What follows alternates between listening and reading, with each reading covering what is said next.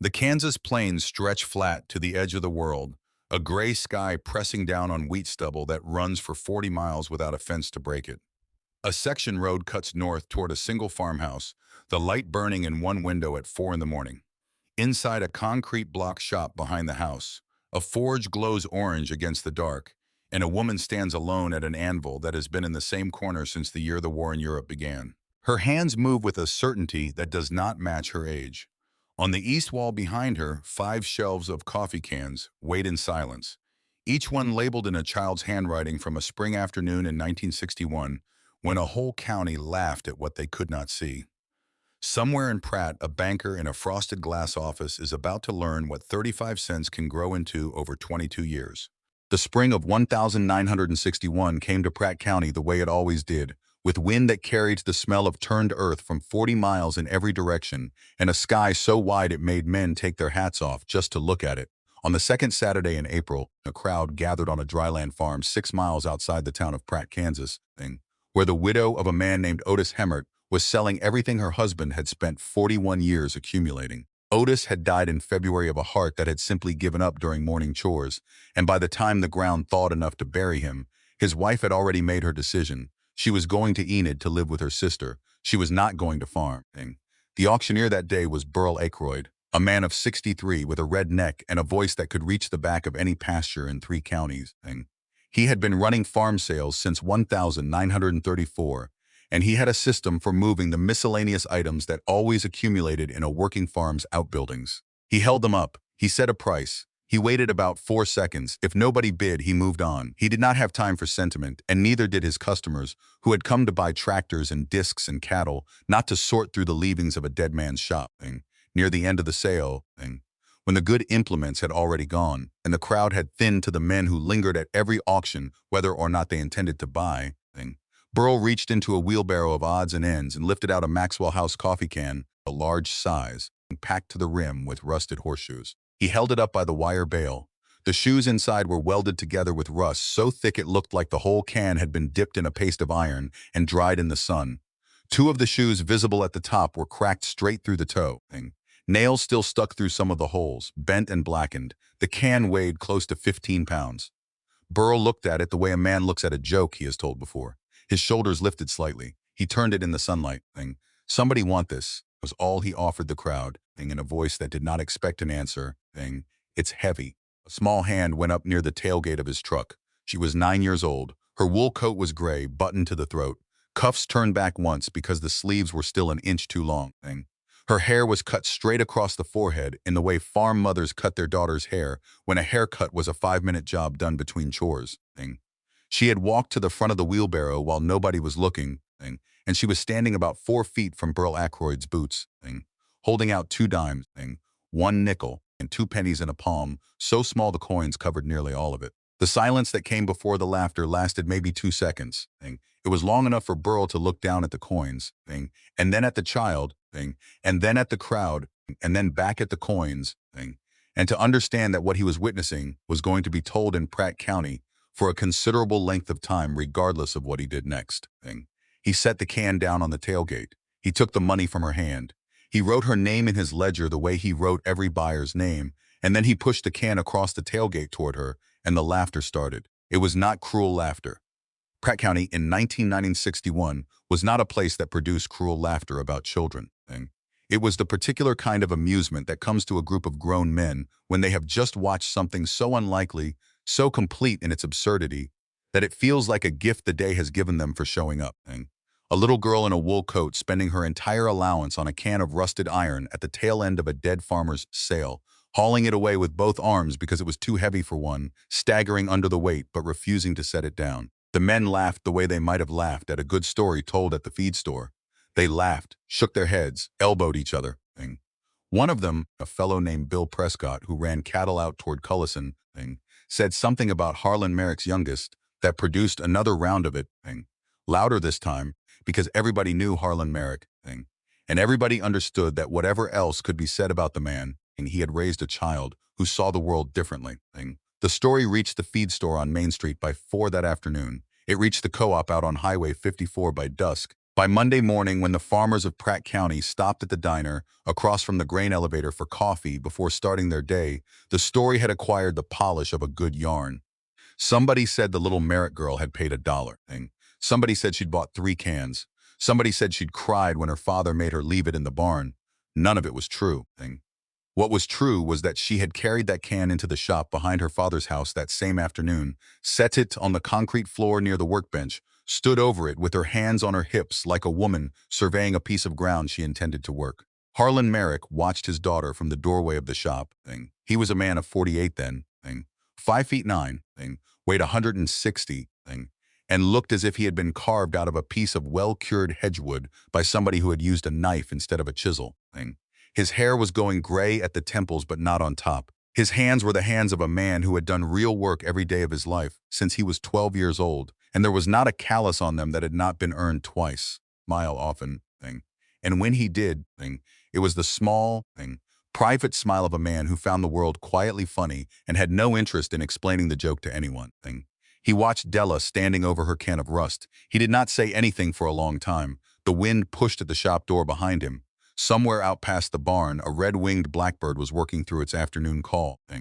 Harlan Merrick had known before he came out here what he was going to find, because Burl Ackroyd had driven past on his way home from the sale and stopped at the mailbox to tell him. Harlan had thanked Burl for the information. He had walked to the shop with his hands in his pockets. He had stood in the doorway now for 2 full minutes before he spoke. "What are you going to do with it?" was all he asked her, in a voice that carried no judgment. Della looked up at him. Her face was serious in the way that only a 9-year-old's face can be serious, which is to say completely, without any awareness that seriousness itself might be observed. "Sort them," she told him, "then decide." Harlan Merrick nodded once. He walked past her to the workbench. He picked up a rag that had been folded there since the last time he had used it. He wiped his hands on it out of habit, though they were already clean. "Sort them into what?" he asked. Not because he needed the answer, but because he wanted to hear what she had already worked out. "Sizes," she said. "Then what they used to be for. Then what's left of them that's still good." He set the rag back down where he had found it. His voice was quiet. "Let me know when you need a shelf." He walked out of the shop and back to the house, and he did not tell her that afternoon, or ever, what he had felt watching her stand over that can.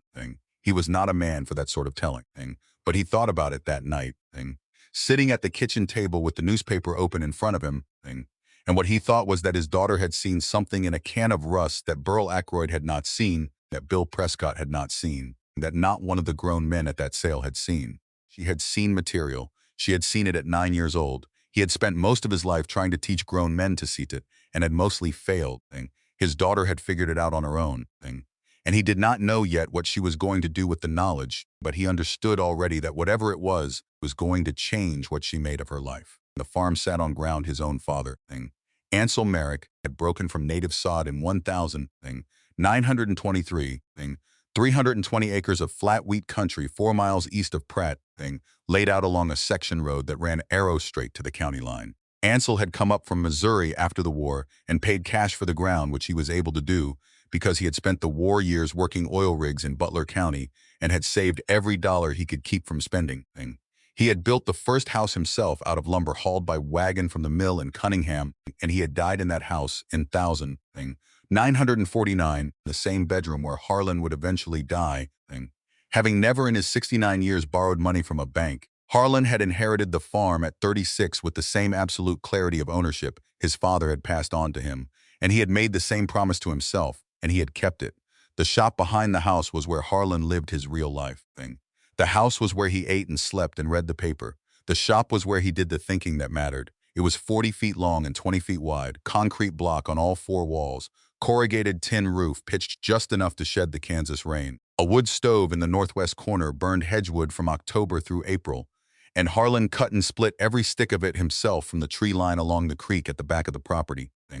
The workbench along the north wall was 2-inch oak plank he had milled from a tree blown down in the 1944 windstorm, running the full length of the building.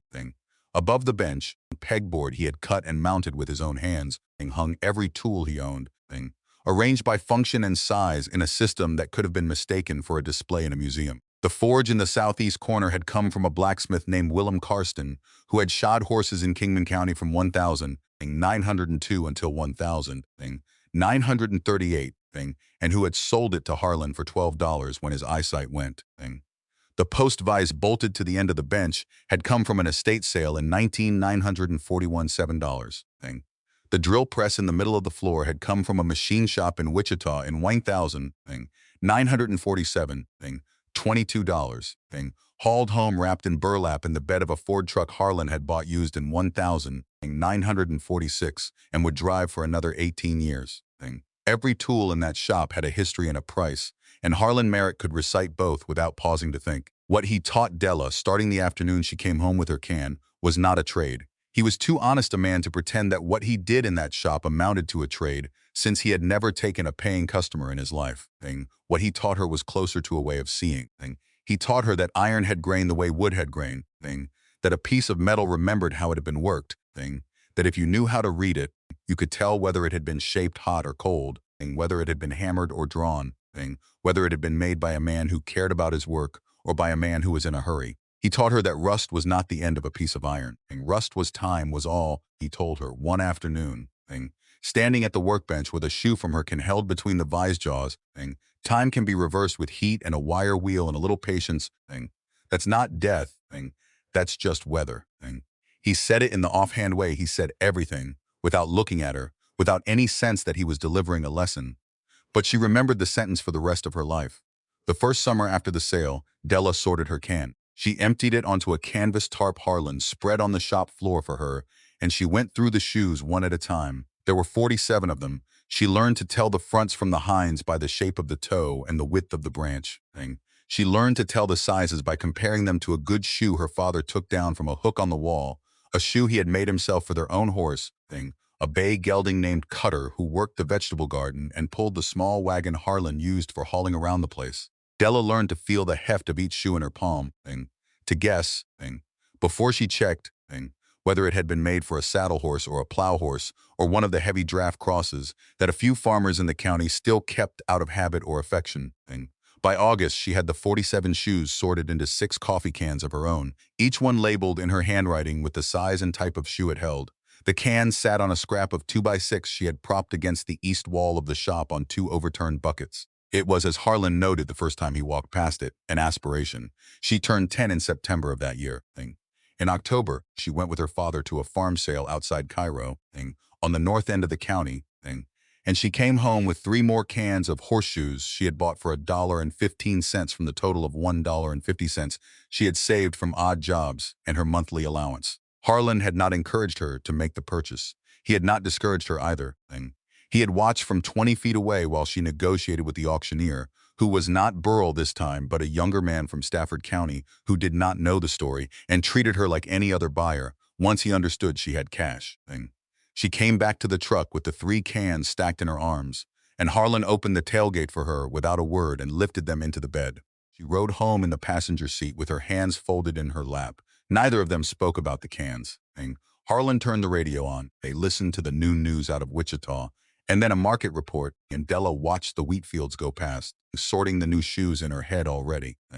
The story of the auction girl kept circulating in Pratt County that fall, but it was already softening at the edges, the way stories soften when they have not been given fresh material to work with. Bill Prescott had told it a few more times at the feed store. One of the men at the co-op had used it as a joke to close out a slow afternoon in November, but by Christmas of 1961, it was fading from the standard rotation of local anecdotes. People had already begun to file it away as one of those small oddities that came out of farm sales sometimes. That did not signify much. That was fine with Della. She had never wanted the attention in the first place. She had wanted the can. Ezra Whitlock lived on the ground immediately north of the Merrick place. He was 52 in 1961, a bachelor by circumstance rather than choice. And he farmed 160 acres of his own, plus another 160 he rented from an absentee owner in Hutchinson.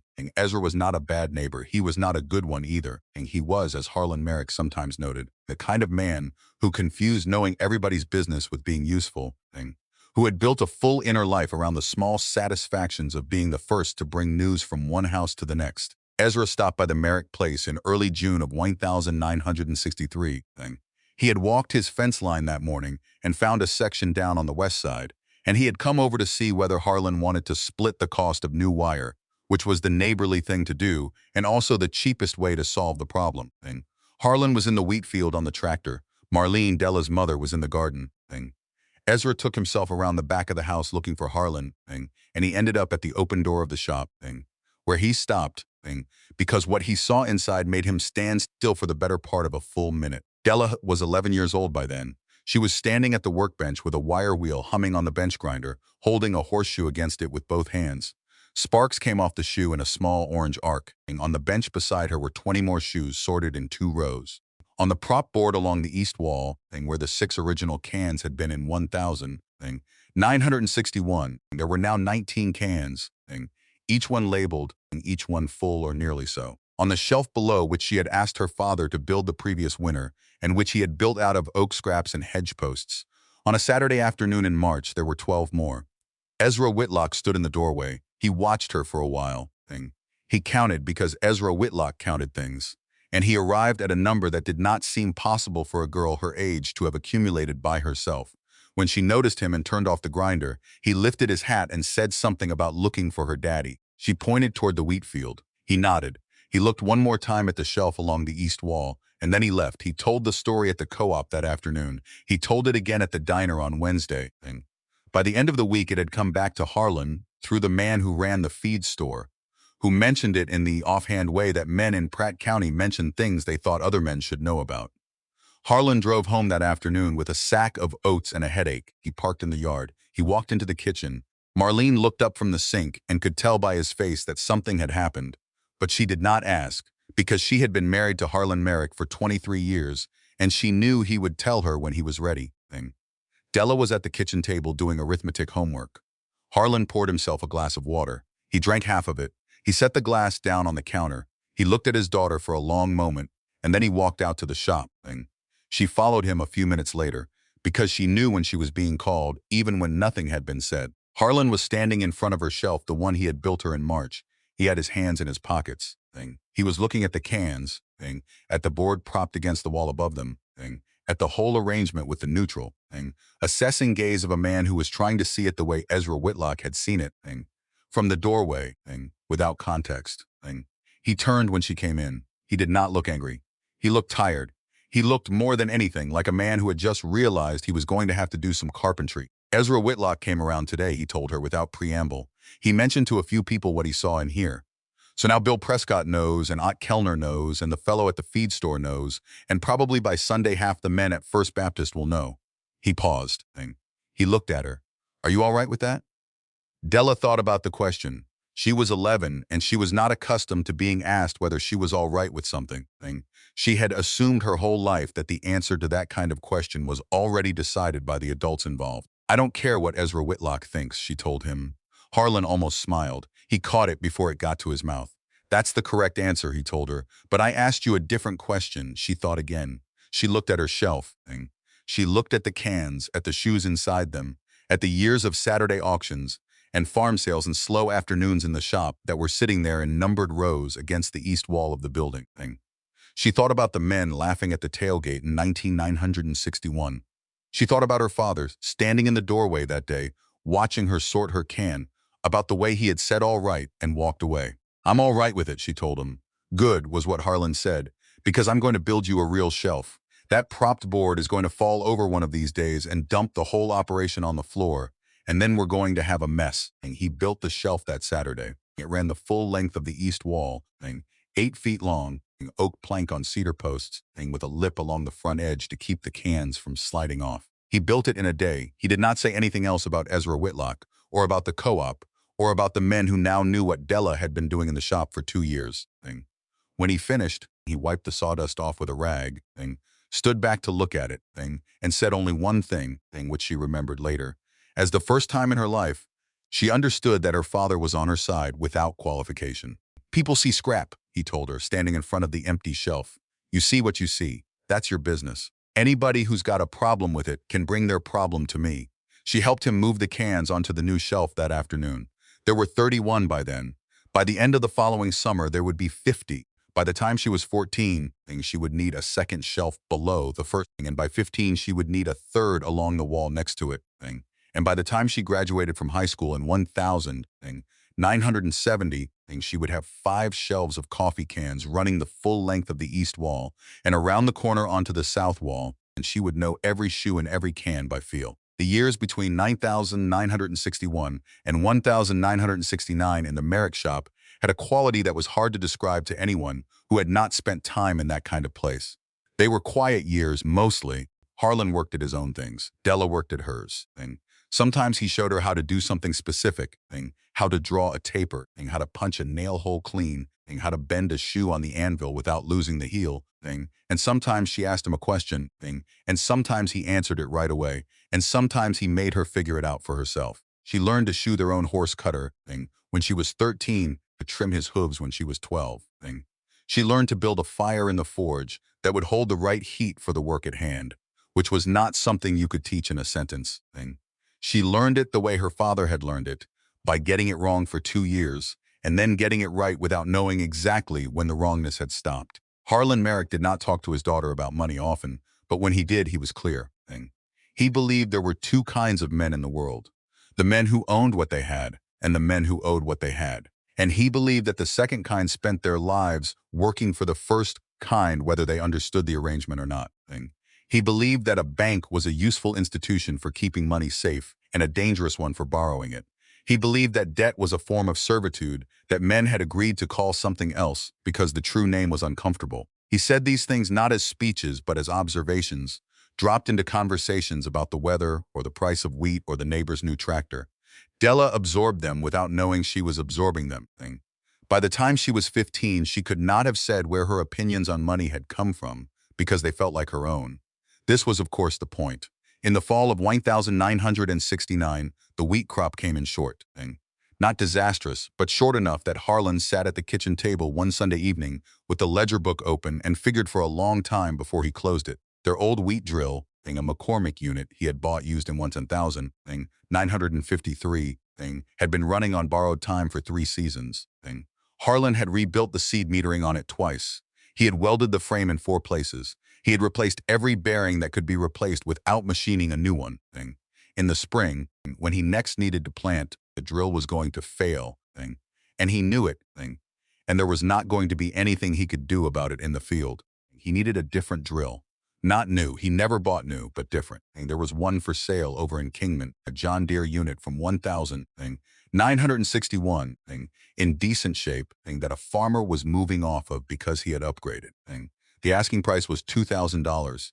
Harlan Merrick did not have $2,000. He had 500 and change in the savings account at the Pratt County Bank, and he had another 400 in a coffee can in the bedroom closet, which was where he kept the money he did not want the bank to know about. He was 900 short. He was going to have to borrow. He did not want to borrow. He had not borrowed in the 23 years he had been running the farm on his own, and it went against every principle he had built his life around.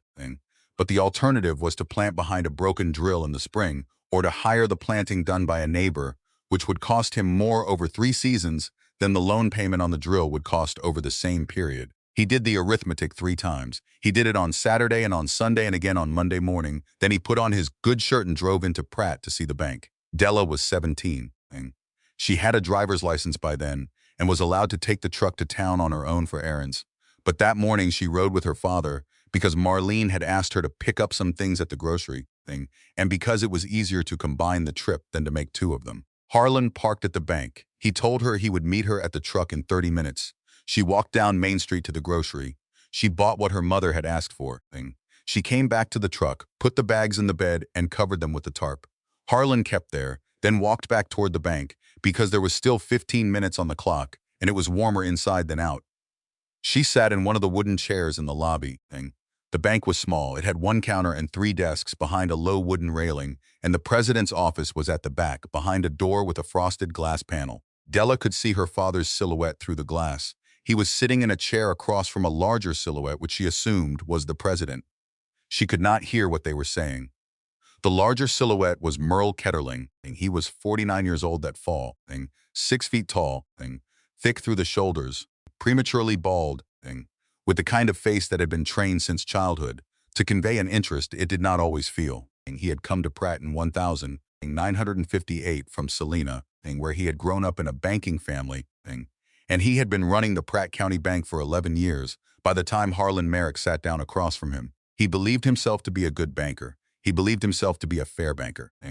He also believed, without ever having examined the belief carefully, that men who did not use credit were men who did not understand how the modern economy worked, and he treated them accordingly, with the polite condescension a school teacher might use with a slow student. The conversation lasted 18 minutes. Harlan came out of the office with his face composed and his hat in his hand. He shook Ketterling's hand at the door. He walked past the low wooden railing without seeing Della sitting in the chair, and he was almost to the front door when Ketterling turned to the woman at the nearest desk, a woman named Eileen Prather, who had worked at the bank since 1952, and said something that he thought Harlan could not hear, because Harlan's back was turned.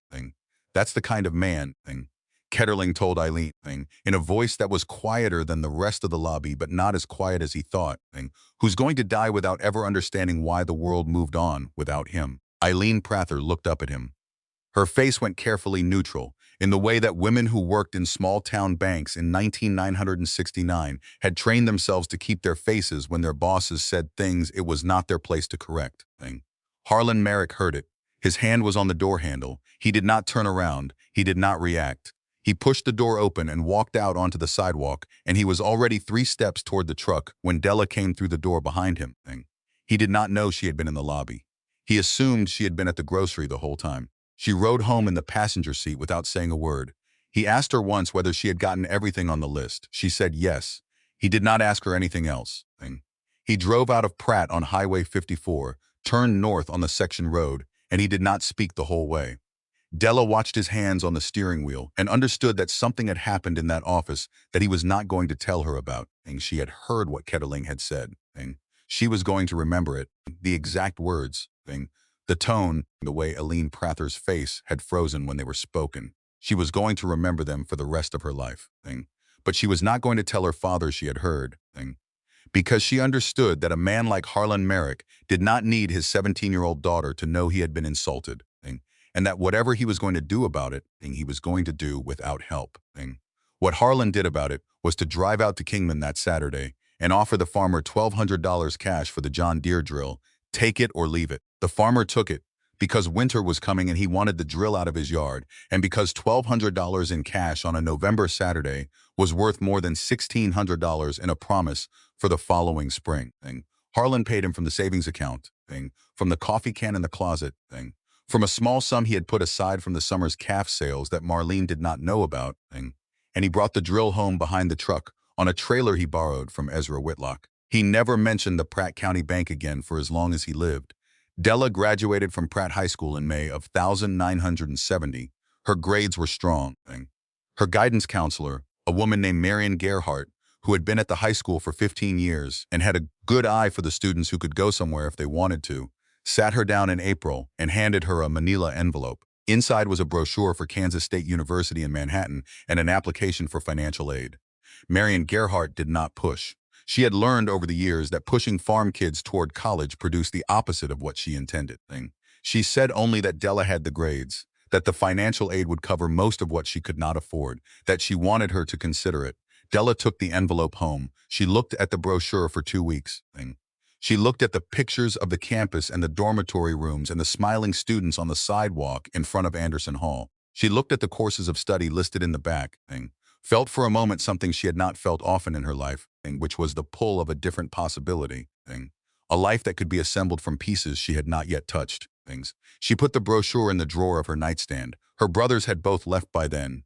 Glenn had gone to Wichita in 1966 to work in a supply company that sold parts to the aircraft plants, and he had married a woman named Bernice in 1968 and had a daughter with her in 1969, and he came home for Christmas and for Marlene's birthday in July, and not otherwise. Dwight had followed a girl to Oklahoma City in 1967 and had not married her, and had ended up staying anyway, working in the freight yards, sending a card at Christmas that Marlene kept on the mantle for 2 weeks before moving it to a box in the closet. The farm was Harlan and Della. It had been for a while, though nobody had said it out loud. Della was the one who noticed the drill breaking before her father did. She was the one who ran the tractor when he was in the shop. She was the one who wrote up the wheat sale figures after harvest and reconciled them against the ledger in December. She had become, without either of them acknowledging it, the second full partner in an operation that had originally been designed to be inherited by one of the boys. Marlene died in the winter of 1972 of a stroke that came at 59 years old on a Tuesday morning while she was hanging laundry on the line in the yard behind the house. Della found her. Harlan was on the tractor a mile away. They buried her in the Pratt County Cemetery next to Harlan's parents. The neighbors brought casseroles for 2 weeks, and then the world of the Merrick place shrank to a father and a daughter and the work that had to be done to keep the place running. Harlan changed after Marlene died in ways that were visible to Della and to nobody else. He worked longer hours in the shop. He ate less. He read the paper more slowly. He asked Della questions about the operation that he had never asked before. Questions about what she thought of a decision he was considering. Questions about how she would handle something if she were the one handling it. She understood without wanting to understand that he was preparing her for something. He was not sick as far as either of them knew, but he was preparing her. In November of 1973, at his annual physical with Dr. Everett Lund in Pratt, Harlan was told that his heart was showing signs of strain and that he needed to slow down. He was 60 years old. He weighed 152 pounds. He had never had a serious illness in his life. Dr. Lund gave him pills for blood pressure and told him to work less and to walk more and to consider hiring somebody for the harvest the following summer. Harlan thanked him. He took the prescription. He filled it once. He drove home. He walked out to the shop and sat on the stool at the workbench for a long time, looking at the pegboard where his tools hung in the order he had arranged them 31 years ago, and then he stood up and went back to work. He worked all winter. He rebuilt the seed metering on the John Deere drill for the spring. He replaced the belts on the combine. He shod Cutter, who was old by then and mostly retired but still needed his feet done twice a year. He and Della worked side by side in the shop through January and February and into March, neither of them saying out loud what both of them had begun to understand, which was that Harlan Merrick was moving through the last months of his life the way he had moved through the previous 6 decades, methodically, without waste, without complaint, finishing what was in front of him. The morning he died was a Tuesday in the second week of March. It was cold. There had been a skiff of snow overnight that had melted by 9. Ezra Whitlock's irrigation rig had gone down 2 days earlier, and Harlan had offered to look at the water pump because Ezra needed to be ready by mid-April, because the pump was a job Harlan could do in the shop without having to bend over in the wet grass of a spring field. He had brought the pump home Monday afternoon. He had cleaned it and torn it down and laid the parts out on the workbench in the order they had come apart. He had spent the evening at the kitchen table, drawing up a list of what he was going to need to put it back together. He was in the shop by 6:30 Tuesday morning. Della saw the light on from the kitchen window when she came down to make coffee.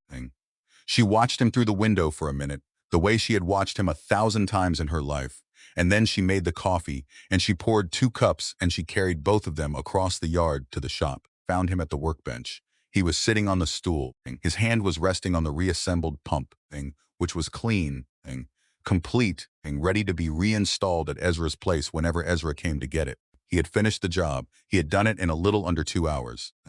He had put the last bolt in and set his hand on top of the housing the way a man sets his hand on a shoulder he is proud of. And then his heart had stopped, and he had died without leaving the stool, without falling, without spilling anything, without leaving any indication that he had known he was dying at all. Della set the 2 cups of coffee on the workbench beside him. She did not touch him. She did not check for a pulse. She knew before she crossed the shop floor what she was going to find, because there is a stillness to the newly dead that a person who has been around animals her whole life can recognize from 10 feet away. She stood beside her father for a long time. She looked at the pump. She looked at his hand. She looked at the pegboard behind him, where his tools hung in the arrangement he had built and maintained for as long as she had been alive. He had finished the job. That was the sentence that came to her, without her summoning it, standing in the shop in the cold morning light, with her father's coffee going cold on the workbench beside him. He had finished the job. He had done what he had told Ezra Whitlock he would do. He had left the pump ready to be picked up. He had left his tools in their places. He had left the ledger squared. He had left the drill rebuilt and the combine belts replaced, and the shop stove banked with hedgewood that would burn through the next 2 days without needing to be tended. He had left, in every direction she could look, a place that had been finished before he stepped out of it. She understood, standing there, that this was the last thing he was going to teach her, and it was the largest of the lessons, and he had taught it without saying a single word. She walked back to the house, called Dr. Lund, and called the funeral home in Pratt, and called Glenn in Wichita, and by noon the yard was full of trucks. The neighbors came, the way neighbors came. They brought food, they stood in the kitchen, they said the things people say. Della thanked them. She kept her voice level. She did not cry in front of any of them. Marlene had raised her not to, and Harlan had reinforced the lesson without ever putting it into words, and she was not going to fail either of them on the day her father died. The will was read the following Monday in the office of a lawyer named Fenton Yardley on Main Street in Pratt. There was very little to read. The farm went to Della. The savings account, which held $14,200, went to Della. The shop and everything in it went to Della. Glenn and Dwight had already been given, years earlier, cash sums that Harlan had documented in a letter attached to the will, along with the reasoning behind the distribution. They were both surprised by the amounts. They were not surprised by the distribution. Glenn looked at Della across the table in Fenton Yardley's office and did not say anything, but she could see him doing arithmetic in his head, and she could see him arriving at the conclusion he was going to arrive at, and she could see him deciding not to make an issue of it in that particular room. He made an issue of it 2 days later, on the porch of the house, after the last of the funeral company had gone home. He had stayed for 3 days. He was leaving in the morning. He sat down on the porch rail across from her rocking chair and lit a cigarette he had not asked permission to smoke, and laid out for her, in what he probably thought was a reasonable tone, a case for selling the East 160 and splitting the money. You don't need 320 acres, was how he framed it. You're 22. You're not going to run this place by yourself forever. You'll get married. You'll have a family. You'll want to move somewhere. Take the East 160, sell it. Put the money in the bank. Give yourself some room. He paused. He looked at the cigarette. Dad's not here to tell you what to do anymore. Della watched the sun going down over the wheat ground west of the house. She did not answer him for a long time. When she did, her voice was quiet, and it did not carry any of the emotion Glenn had probably expected, or hoped for, or braced himself against.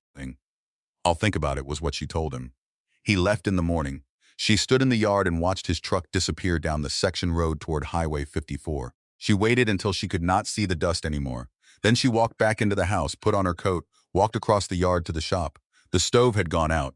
Della had not tended it since Tuesday. The shop was cold in a way it had not been cold in her lifetime. And she stood in the doorway looking at the workbench and at the pegboard and at the drill press in the middle of the floor and at the forge in the southeast corner where her grandfather's neighbor Willem Kernenelston had first fired it in 1938. She looked at the east wall where the coffee cans of Horseshoes ran along 5 shelves from one end of the building to the other.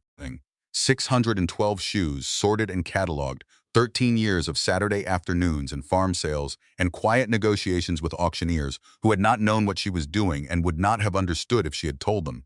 She did not light the stove. She did not light the forge. She stood in the doorway of the cold shop with her hands in her coat pockets, looked at everything her father had built, and she made no sound at all. She was 22 years old. She owned 320 acres of paid-for wheat ground and a shop full of tools that had come to her father one at a time over 4 decades. She had $14,000 in the bank and a horse in the pasture and a shelf full of iron that nobody in the county understood the value of. She had a brother in Wichita who wanted her to sell. She had a father in the ground. She was going to keep the place. She had already decided. She had decided the moment she found him at the workbench with his hand on the finished pump, though she had not put words to the decision until now. What she did not yet know was what the keeping was going to cost her, or how many years of quiet work were going to have to happen in that cold shop before the county understood what Harlan Merrick had left behind, and what his daughter had been preparing for since she was 9 years old and holding out 35 cents in the palm of her hand. Closed the shop door. She walked back to the house. The wind had picked up from the west. It was going to be a cold night. The stove in the kitchen was already low, and there was work to do in the morning. The winter after Harlan's funeral came into the Merrick place slow and hard. Della kept the fire going in the kitchen stove because the house needed to be lived in, but she did not fire the shop stove for a long time, and she did not touch the forge, and she did not pull down any of her father's tools from the pegboard where he had left them. She fed the horse. She did the ledger. She wrote letters to Glenn and to Dwight thanking them for coming to the funeral and returning the small checks Glenn had sent her in April with a note explaining that she did not need the help, which was true, and would not have taken it if she had, which was also true. She read a lot that spring. She read at the kitchen table in the mornings before it was light. She read the paper. She read the almanac. She read the two books her mother had kept on the shelf above the sink, one about wildflowers of the Plains States and one about the settlement of Pratt County that had been written by a man in Cunningham in 9938. She read a book on farriery she had found in the shop, a small cabinet under the workbench that had belonged to her father since 1952, and she read it slowly, over the course of 6 weeks, cover to cover, twice. The book was written by a man named Doyne Sherrill, who had been a working farrier in Nebraska for 40 years before he retired to teach at a small agricultural college.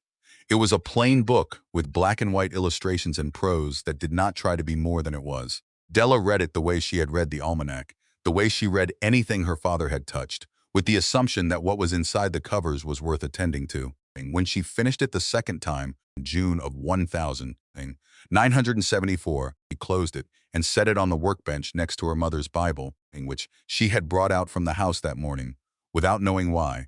And she sat on the stool by the bench for a long time, and she was going to shoe horses. She had known this since April. She had not put words to it until June. She had a farm to run, and she was going to run it, but the farm was going to be one thing, and shoeing horses was going to be another thing, and she was going to do both. The reason she was going to shoe horses was that the closest working farrier to Pratt County lived in Kingman, 40 miles east, and he was booked 6 to 8 weeks out at all times, and he charged accordingly. There was a gap. She had seen it since she was 15. She had 612 horseshoes on the east wall of her father's shop. She had a forge her father had bought used in 1938. She had a book by Doyne Sherrill that she had now read twice. She had more than any of that, a set of hands her father had spent 13 years training without ever using the word train, and she was ready. But she needed tools. The shop had tools for making things. It did not have tools for shoeing. Her father had shod their own horses out of habit and out of the same impulse that made him mill his own oak, but he had done it with tools he had improvised. She was going to need a set of nail pullers, a driving hammer, a clenching block, a rasp with a fresh cut, a pair of pritchel tongs, a proper turning hammer. She was going to need a hoof knife, a shoeing box, a hoof stand. She was going to need a post vise that could hold a shoe steady while she worked it. Her father's post vise was too far from the forge and too heavy to move. She sat down at the kitchen table with the newspaper on a Saturday morning at the end of June. She read the classifieds. She read them again the following Saturday. She read them every Saturday for 8 weeks.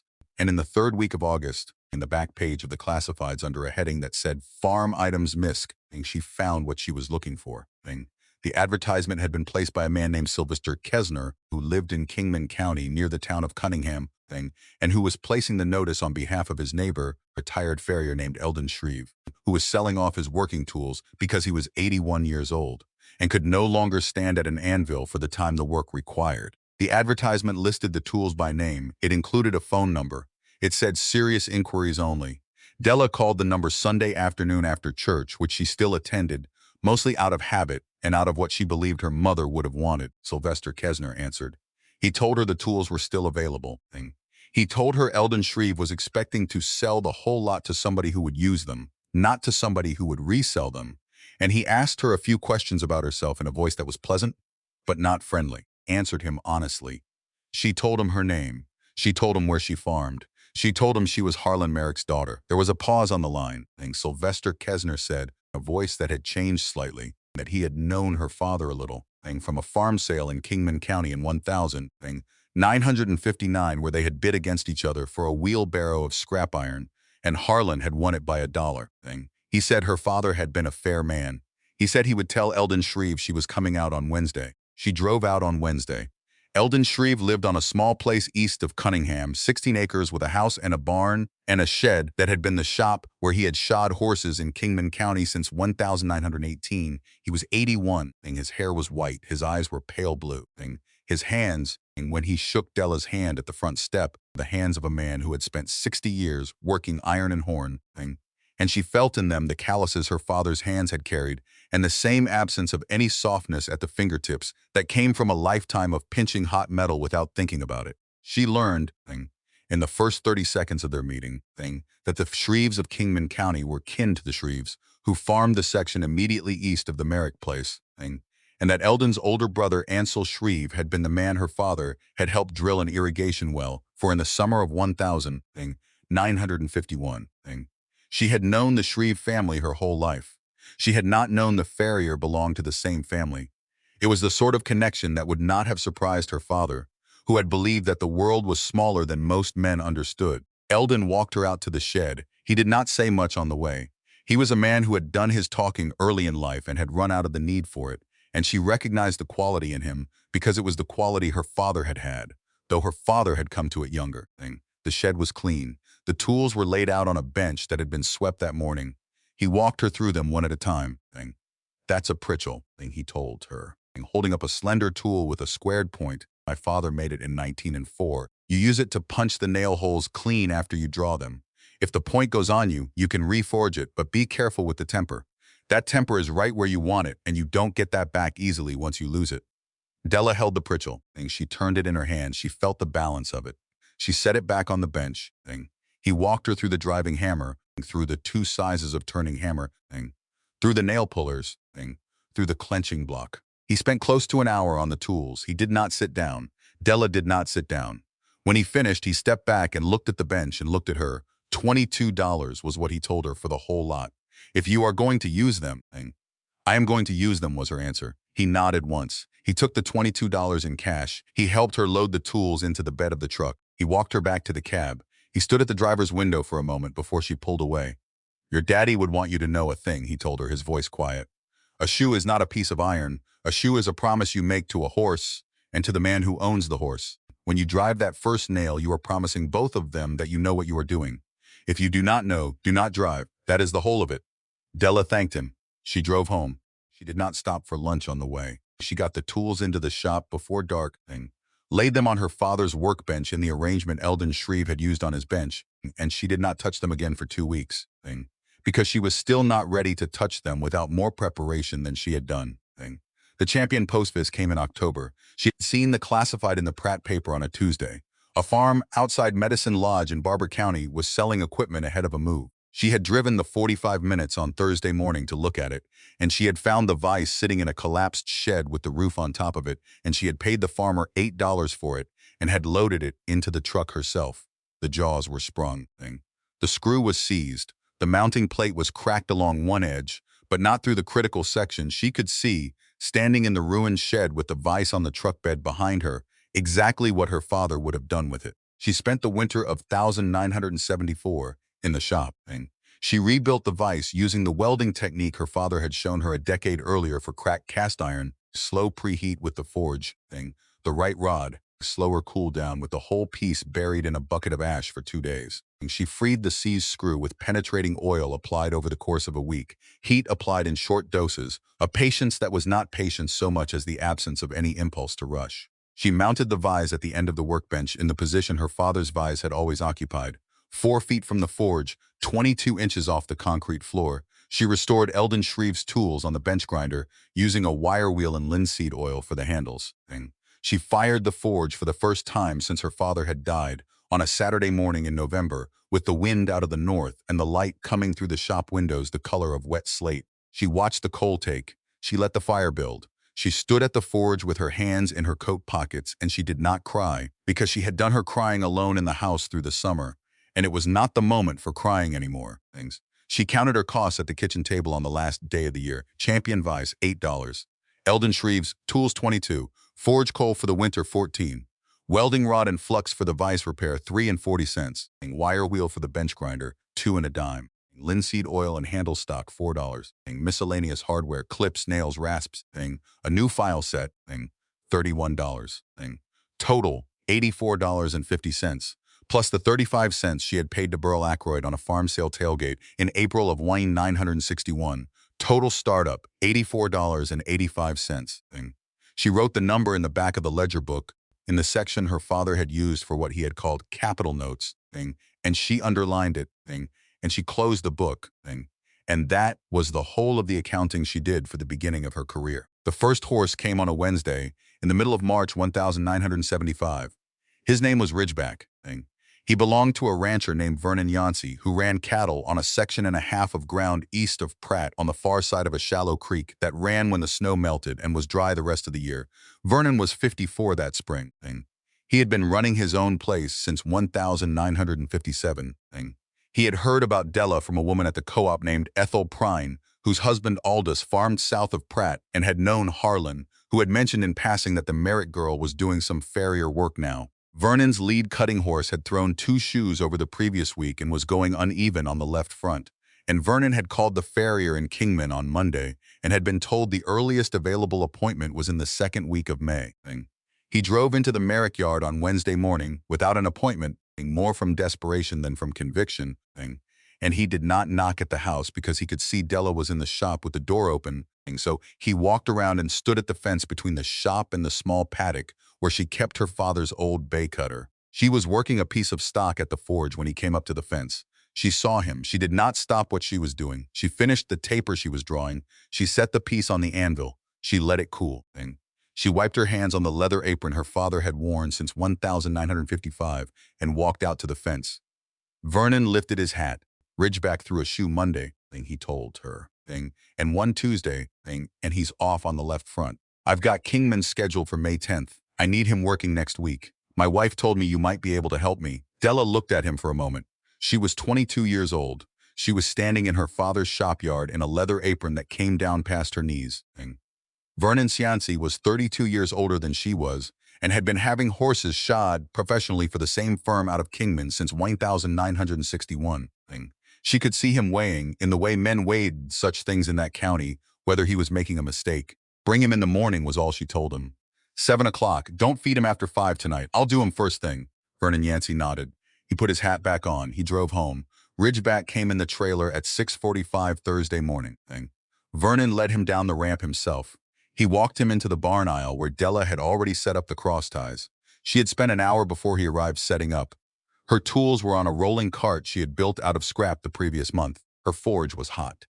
Her shoes were sorted on a canvas laid out on the floor beside the cart. 4 candidate shoes for each foot, drawn from the shelves along the east wall, chosen by her the night before, after she had looked at Ridgeback the previous afternoon when Vernon had first come.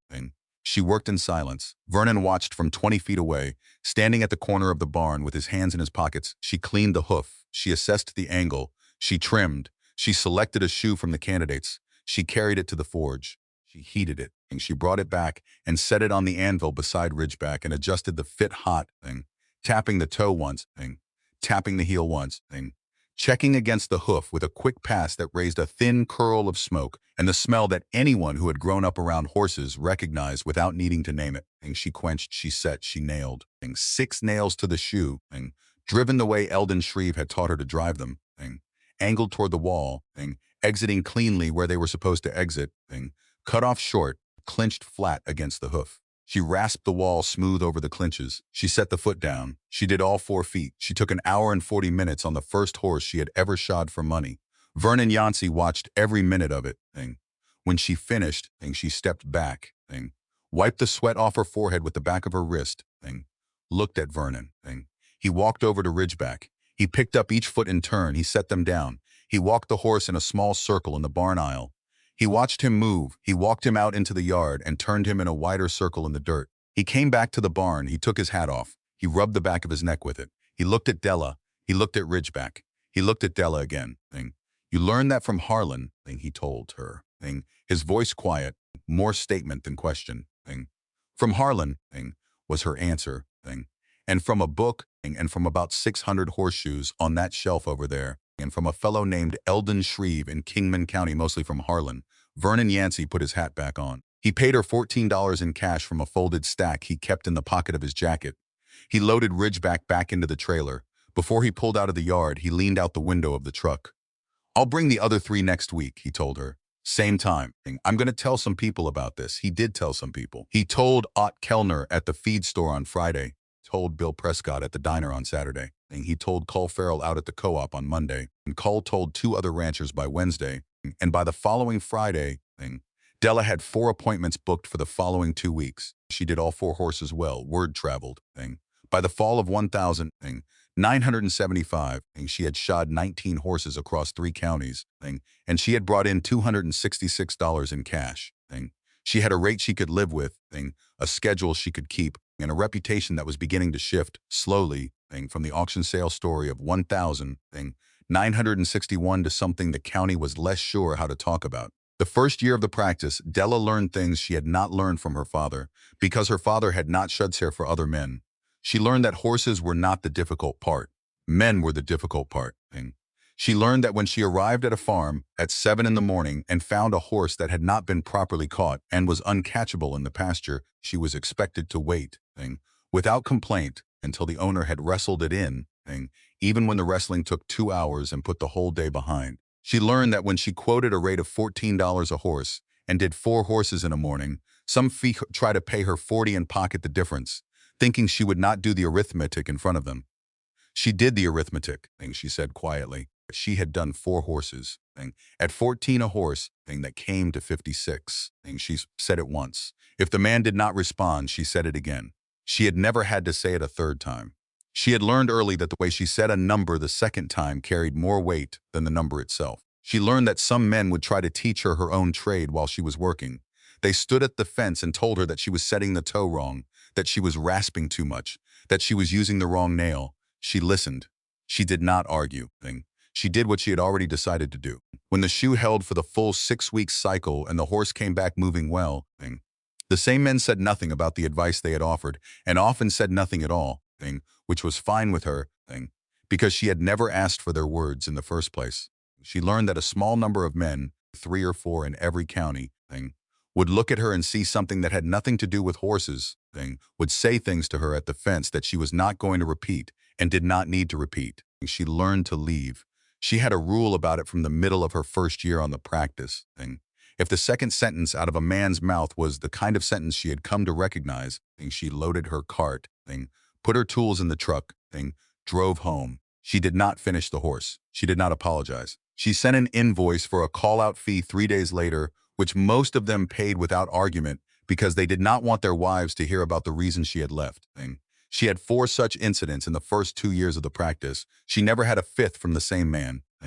She learned most of all that her father had been right about a thing he had said to her once when she was 17 and had come home from a school dance humiliated by a boy who had been rude to her in front of her friends. He had listened to her at the kitchen table without interrupting, and when she was done, he had said only one sentence, which was that the world was going to keep offering her its worst behavior at intervals for the rest of her life, and that the only defense against it was to be so clear in her own mind about what she was doing that no other person's opinion could reach the part of her that mattered.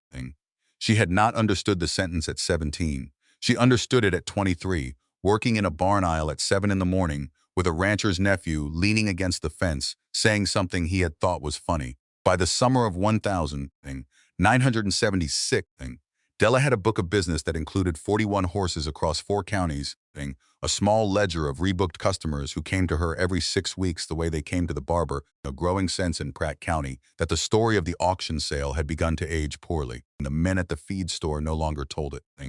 Ott Kellner, who had told it more than most, had begun telling a different story instead, which was the story of the morning. Della had come to his place to shoe his son's rope horse and had refused to accept payment beyond the quoted rate because she had gone slightly over her time and, in her view, had cost the son a partial afternoon. Ott had told the story with a note of wonder in his voice, and it had traveled, and by the end of the summer more men in Pratt County knew Della Merrick's rate than knew any story about a coffee can. Corbin Halstead came into the picture in the fall of 1976. He was 45 years old that season. He was a professional farrier out of Kingman who had been the go-to man for the ranchers in Kingman and Reno and Sedgwick counties for close to 20 years. He had a certificate from a farrier school in Missouri that he had framed on the wall of his shop. He drove a truck with his name painted on the door.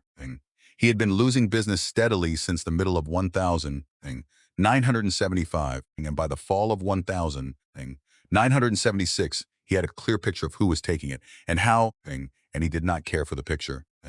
He came into the Pratt feed store on a Thursday in October.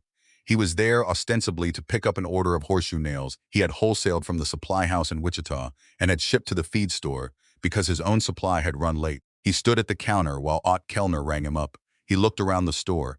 He identified the men who were in the store as customers he was going to want to reach. He waited until Ott handed him his change. He spoke in a voice pitched to reach every man in the building. I'm hearing, he told Ott, in a tone that suggested he had just remembered something in passing, that Harlan Merrick's daughter is doing farrier work for some of the ranchers around here. Ott Kellner set the change on the counter. He looked at Corbin Halstead with the flat expression of a man who was already 3 steps ahead of the conversation he was being pulled into. She is, he told Halstead. Well, Halstead said, and his voice took on a note of concern that was practiced in the way that only long practice makes possible. I'd want to be careful about that if I was a man with a good horse. She hasn't done a proper apprenticeship, and she doesn't have any certificate I'm aware of. And shoeing a horse wrong is the kind of thing that can lame him for the rest of his working life. I'd hate to see a good horse go down because a young lady wanted to make a hobby into a business. Ott Kellner did not answer him. He did not need to. There were 6 men in the feed store that Thursday morning. 4 of them were customers of Della's, and every one of them heard exactly what Corbin Halstead had said and exactly the tone he had said it in. Halstead paid for his nails. He carried the box out to his truck. He drove back to Kingman. The word reached Della by Saturday. Ott Kellner called her from the feed store phone Friday evening and told her what had been said. He told her not because he thought she needed protecting, but because he thought she deserved to know, and because he had been slowly rearranging his own understanding of who she was and what she was doing, and he had decided that if Corbin Halstead was going to come into his store and try to smear a Pratt County girl, he was going to be a Pratt County man about it and tell her so she could handle it in her own way. Della thanked Ott. She hung up the phone. She sat at the kitchen table for a while. She did not do anything about it. She had learned by then that responding to a smear was almost always worse than letting it go, because the response fixed the smear in the air where a lack of response allowed it to disperse. She did not talk about Corbin Halstead. She did not defend herself. She kept working. 2 of her customers, one in Kingman County and one in Reno, dropped her over the next month. The rest stayed. Halstead did not stop. He talked. He talked in Kingman. He talked in Wichita. He talked to a farrier supply representative who covered 4 states and who mentioned Della's name in a way that reached the man's other customers by association. By the summer of 1977, Della had lost 6 customers to the campaign and had picked up 11 new ones from ranchers who had heard the smear and had made a point of hiring her because they did not care for the smear or the man who was spreading it. The horse of Reverend Wendell Culpepper came into Della's practice in February of 1977. Culpepper was the pastor of the First Baptist Church in Pratt. He was 52 years old. He was a large man with a thick neck and a voice that carried without effort. He kept a quarter horse mare named Miss Ada on 20 acres east of town, which he rode on Saturdays and used for cattle work when his son-in-law needed help on the son-in-law's place west of Cullison. Miss Ada was a good horse. She was Culpepper's pride, which was the only pride he allowed himself, since pride was one of the sins he preached against on Sundays, and which he told himself did not count when the object of the pride was a horse. Della shod Miss Ada in February, and she shod her again in April. At the 6-week interval, she shod her a 3rd time in early June. Culpepper was pleased with the work. He paid her $14 a shoeing without discussion. He did not stay to watch, which was a courtesy in that county, and which she appreciated. In early September, 3 weeks after Della had done Miss Ada, for the 4th time, the horse came up lame on the left front on a Wednesday morning. Culpepper found her in the pasture unable to put weight on the leg. He called his veterinarian, who was out on another call. He called his son-in-law, who came over with a trailer. They got Miss Ada into the barn. The vet, whose name was Dr. Roy Bexley, came out that afternoon. He examined the leg. He identified the source of the lameness as a puncture wound in the sole near the heel, which he said had likely been caused by a misplaced nail during shoeing. Culpepper called Della Thursday morning. His voice on the phone was not the voice she had heard from him at church or at his fence. It was the voice of a man who had been up half the night, who had been thinking about a horse he cared about, who had been listening to somebody in his ear who was telling him what had happened and why. Somebody was Corbin Halstead. Culpepper did not tell Della this on the phone, but Della understood it before the call was over, because Culpepper used 2 phrases that were not his own phrases and that carried the vocabulary of a man from a different part of the shoeing world. Culpepper told Della that he had been informed by a professional in the field that the nail placement in Miss Ada's shoe was inconsistent with proper practice.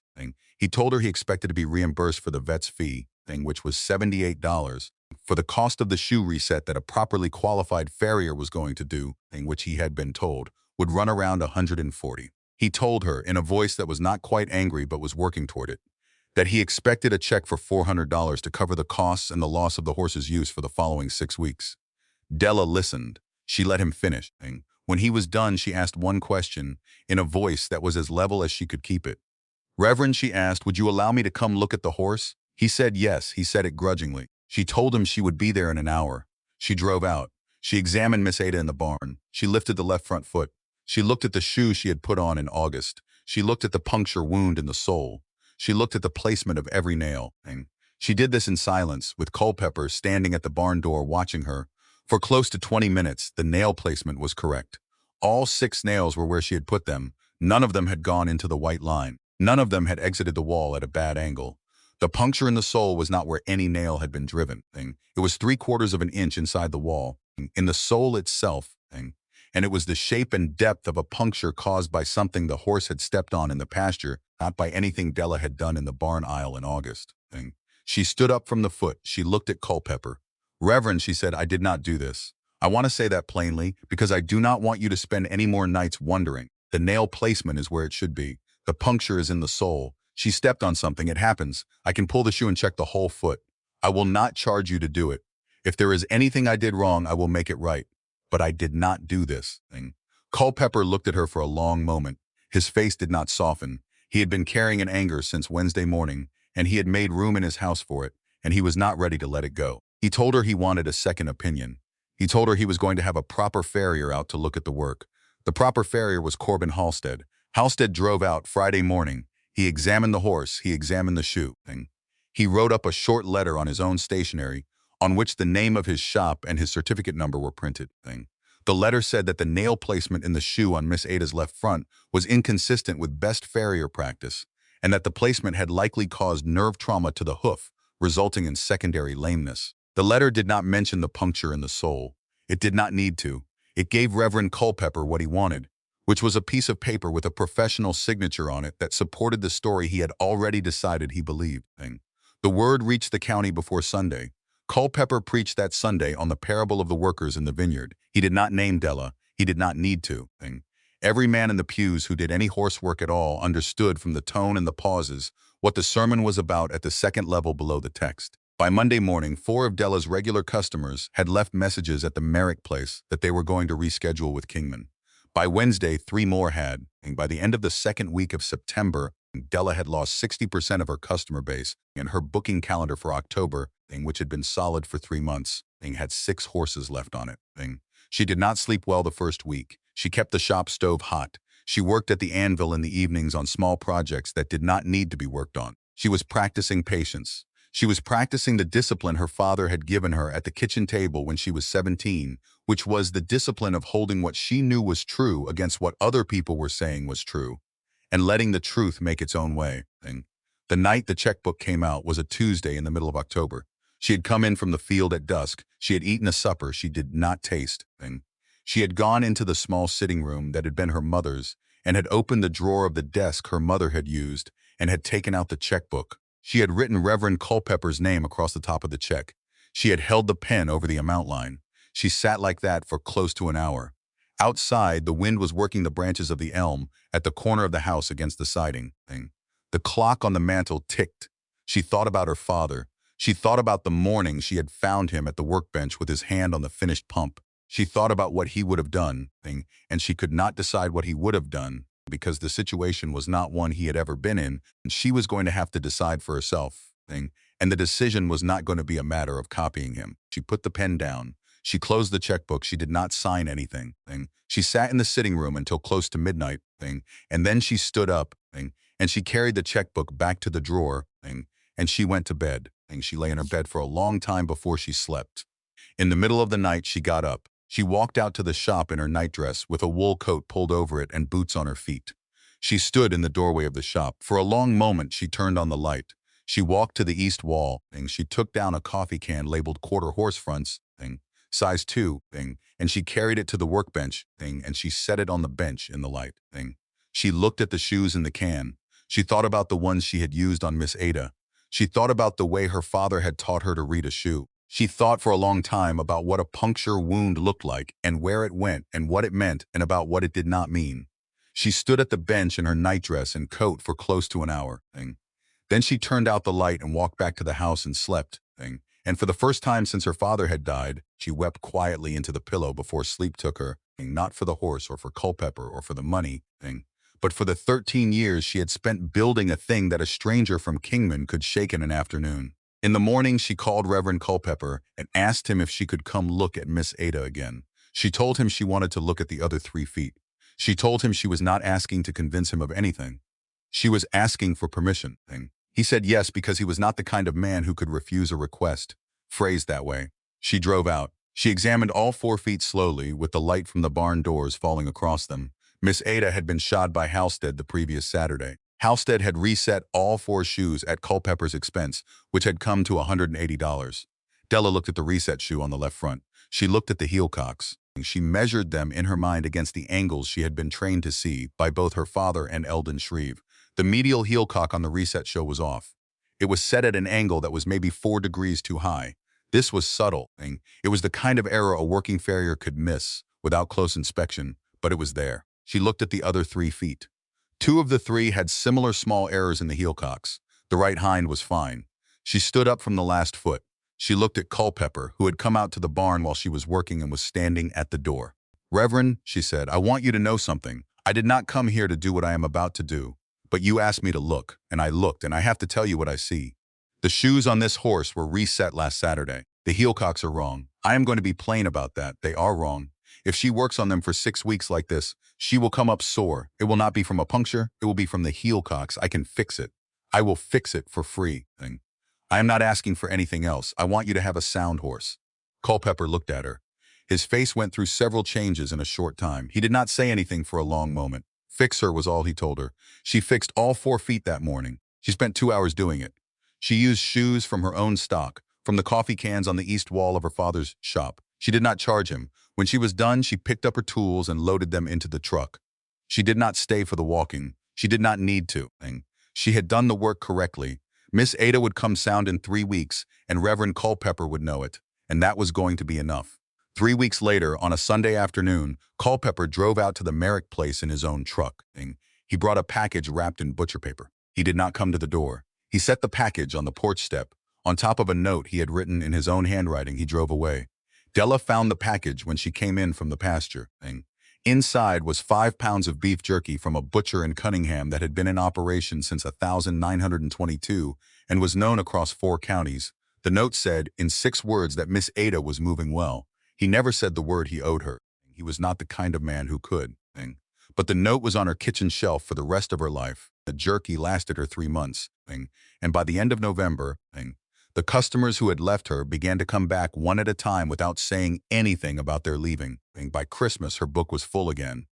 Corbin Halstead did not come back into the Pratt feed store, and did not talk about Della Merrick in Kingman County again.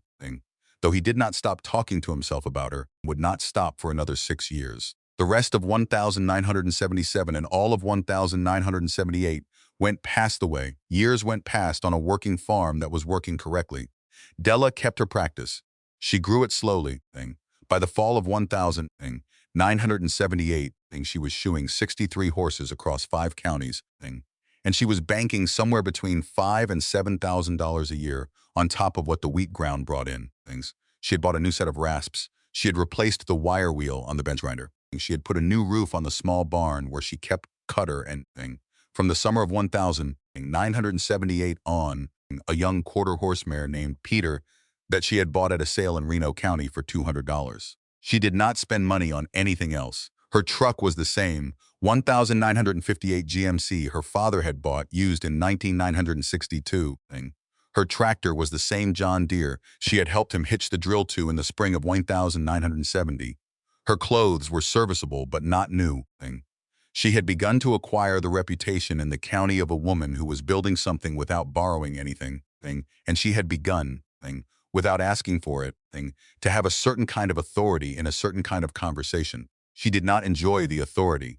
She did not want it, but she recognized that it had come to her, and she was careful not to spend it carelessly on anything that did not matter. The year 1979 was the year the country changed. Wheat went from $4 in January to $5.60 by August. Corn went from $2.40 to $3.90. land prices, which had been climbing steadily since 1974, began to climb steeply, and the bank on Main Street in Pratt began to write loans in volumes it had not written in 20 years. Merle Ketterling was 59 years old that summer. He had been running the Pratt County Bank for 21 years. He had a portfolio he was proud of. He had in his own mind a reputation as a builder.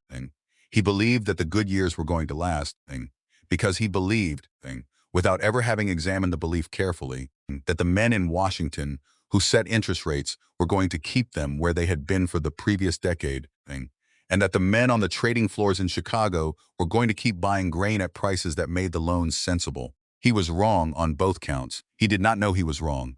He would not know he was wrong until the fall of Weinz 980, and by then it would not matter. In September of 1979, Ketterling did something he had not done in 21 years at the Pratt County Bank. He drove out to a customer's place on a Wednesday afternoon without an appointment. The customer he drove out to was Della Merrick. She saw the car come up the section road from a mile out. She had been working in the yard mending a piece of fence. She stopped what she was doing. She watched the car turn into the drive. She recognized it before she recognized the man in it. She wiped her hands on her jeans. She walked over to the drive as the car came to a stop. Merle Ketterling got out. He was heavier than she remembered him from the bank lobby in 1969. He was wearing a suit in the middle of a Wednesday afternoon, in the middle of a wheat field, which was a choice that told her most of what she needed to know about the visit before it started. He held out his hand. She shook it. She did not smile. She did not need to. Miss Merrick, he told her. His voice in the pleasant register he used for customers he wanted to keep. I wonder if I might have 20 minutes of your time. I have a proposal I want to talk to you about. I think you'll find it interesting. She looked at him. She looked at the car. She looked at the section road he had driven down. Come inside was what she told him. I'll make coffee. She took him into the kitchen. She poured him a cup from the pot she had made at breakfast, which was cold, but which she did not remake because she was not going to give this visit the courtesy of a fresh pot. She set the cup in front of him. She sat down across the table. Ketterling took out a folder from the leather case he had brought in from the car. He set it on the table. He opened it. Inside was a document that had been prepared on the letterhead of the Pratt County Bank. It was already filled in. It had her name on it. It was a note for $80,000, secured against the Merrick home place at 4% below prime, with a repayment term of 15 years. He walked her through the terms. He walked her through what he thought the money could do. He mentioned the 320 acres of Kingsley ground that was going to come available in the spring adjacent to her east line, and that at current prices was going to sell for around $700 an acre. He mentioned the new combine she could buy with the balance. He mentioned the tractor. He mentioned in the last minute of his pitch that she had proven herself over the previous 5 years to be a capable operator, and that it was time, in his professional opinion, for her to think about scale. She let finish. She poured herself a cup of the cold coffee. She looked at the document on the table between them. She looked at Merle Ketterling. Mr. Ketterling, she said, her voice quiet. My father came into your bank in November of 1969 and asked to borrow $2,000 for a used wheat drill. Do you remember that? Ketterling's face did not change, but something behind the face went still. I remember was what he told her. You turned him down, she said. I was in the lobby. I heard you tell your teller, after he walked out, that he was the kind of man who was going to die without ever understanding why the world moved on without him. Ketterling looked at her. He did not answer. I am not going to sign your note, Mr. Ketterling, she told him. I want you to hear that plainly. I am not going to sign it today, and I am not going to sign it next to spring, and I am not going to sign it ever. I am turning you down. I want you to know that I am turning you down more politely than you turned my father down, because I was raised better than you were. That is the whole of it. She stood up. She walked to the back door. She held it open. Ketterling gathered his folder. He picked up his hat. He walked past her without looking at her. He got into his car. He drove down the section road toward the highway. She watched the dust rise behind the car until she could not see it. And then she went back to the kitchen and poured the rest of the cold coffee into the sink and washed the cup, and then she walked out to the shop and fired the forge, because the afternoon had gone cold and there was work she wanted to do, and she thought that was the end of it. She was wrong. But the next chapter did not come from Ketterling. It came from her own family. Glenn Merrick drove down from Wichita in the second week of March, 1980. He had not called ahead. He arrived on a Sunday afternoon with his wife Bernice in the passenger seat, and neither of the girls in the back. He parked in the yard. He walked to the door.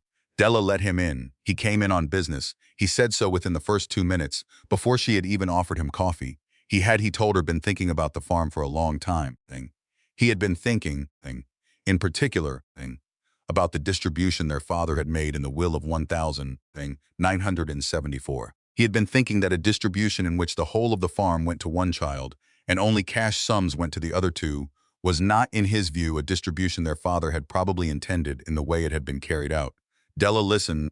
She poured coffee. She set the cup in front of him. She sat down at the table across from him. Bernice sat down beside him. Bernice's face was carefully composed in the way of a woman who had been rehearsed. Glenn said he had been talking with a lawyer in Wichita. He said the lawyer had told him that a will in which a father made a substantial distribution of one asset to one child and cash to others was subject, in Kansas, to challenge on the basis of undue influence, particularly when the child receiving the asset had been the primary caretaker of the parent in his final years. He said he had documentation. He said he had witnesses. He said their father had told him in 1971 at the kitchen table in this very house that he intended to leave the farm to be divided among the three children equally. Della let him finish. Glenn, she asked him, when he had finished, why are you here today? He looked at her. His face did the thing his face had always done when he was on the edge of a lie he had prepared else to tell but did not want to speak. He looked at Bernice. Bernice did not help him. I have some debt, he told his sister, his voice smaller than it had been. I made some investments. They have not gone the way I thought they would go. I need to raise $140,000 by the end of the summer, or I am going to lose the house. Della looked at her brother. She did not feel triumph. She did not feel anger. What she felt, sitting across the kitchen table from a man who was almost 40 years old and had come to her house on a Sunday afternoon with his wife beside him to threaten her with a lawsuit he did not intend to file, was something closer to sorrow, and closer than that to a tiredness that went past the tiredness of one afternoon. She stood up. She walked into the small sitting room. She opened the drawer of the desk her mother had used. She took out a folder her father had put in that drawer in the summer of 972, which she had not opened in the 6 years since his death, because she had not needed to open it. She carried the folder to the kitchen.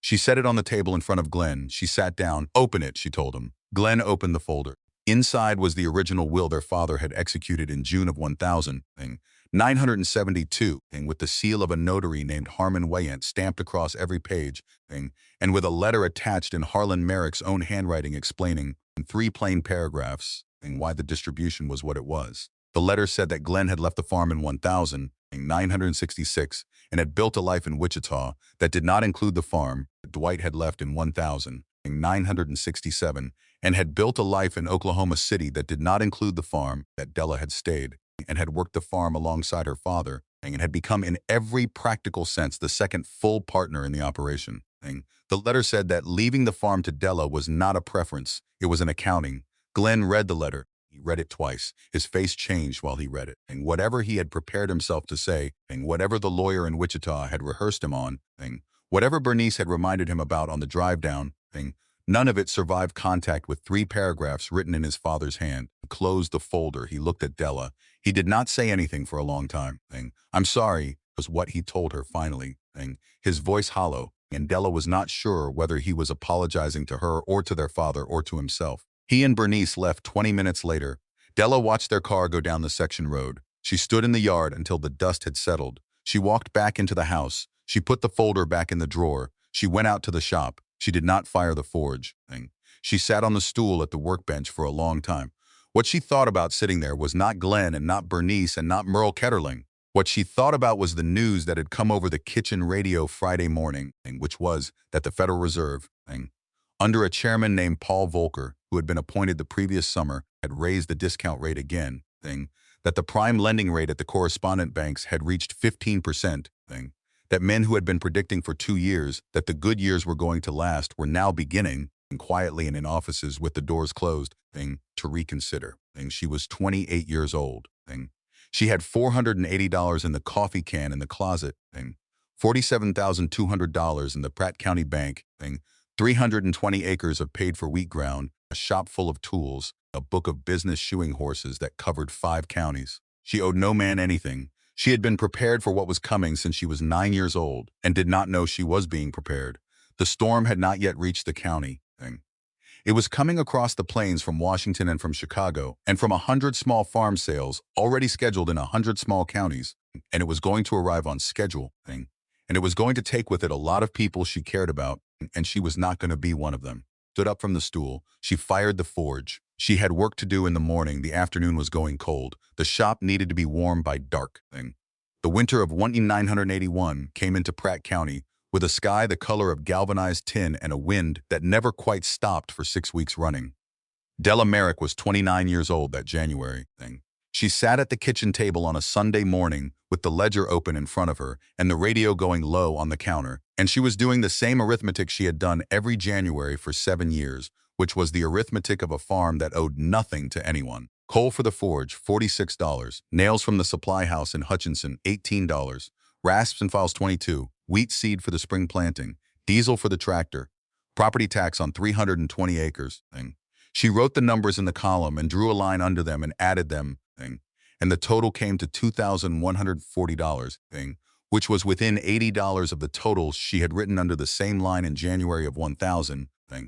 980, within $140 of the total she had written in January of 1,000, 979. Nothing in the column had changed because nothing in the column could change. There was no piece of it that had ever been borrowed.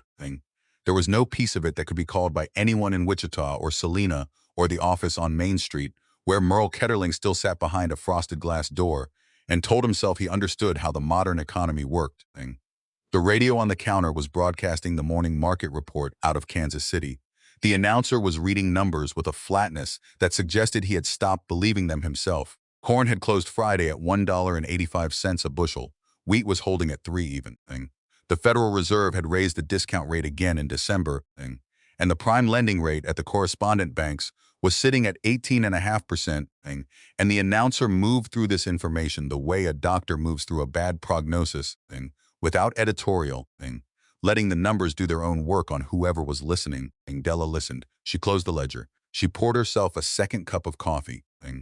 She looked out the kitchen window at the shop across the yard, where the forge had been cold since Friday afternoon because she had finished her last set of shoes for the Yancey mares on Thursday, and there was no more work on the books until the following week. She thought about her father. She thought about the morning he had come home from the Pratt County Bank in November of 1969 with his face composed and his hat in his hand, about the sentence Merle Ketterling had spoken to Eileen Prather while Harlan's back was turned. She thought about the fact that Ketterling was still at that bank, 12 years later, that 100 farmers in the county were now depending on his goodwill to survive a season they had not seen coming, and that his goodwill was going to run out well before the season did. She was not going to be one of the 100. That much had been settled a long time ago. The first foreclosure notice went up on the courthouse bulletin board in Pratt on the second Tuesday of March, 1981. A man named Aldous Prine, who farmed 400 acres 8 miles south of town on ground his grandfather had homesteaded, had borrowed against his home place in 1978 to buy a new combine and a section of pasture that came available when a neighbor retired. He had been unable to make the payment in October. He had gone in to see Ketterling in November to ask for a restructuring. Ketterling had told him what the bank could and could not do. In the polite voice he used when he was delivering news he had already delivered to other men that month. And Aldous Prine had driven home and sat at his own kitchen table and cried in a way his wife had never seen him cry, and he had not slept properly since. The notice went up on Tuesday. The auction was scheduled for the second week of April. Della saw the notice on Wednesday when she drove into town for a box of horseshoe nails. She stood on the sidewalk in front of the courthouse and read it, and she thought about Aldous Prine, whom she had known since she was a girl, whose wife had brought a casserole to the house the week Harlan died. She did not attend the auction. She could not have brought herself to bid on Aldous Prine's ground, and she was not the kind of person who could stand in a crowd at a foreclosure sale as an observer without feeling as though she were participating in something she wanted no part of.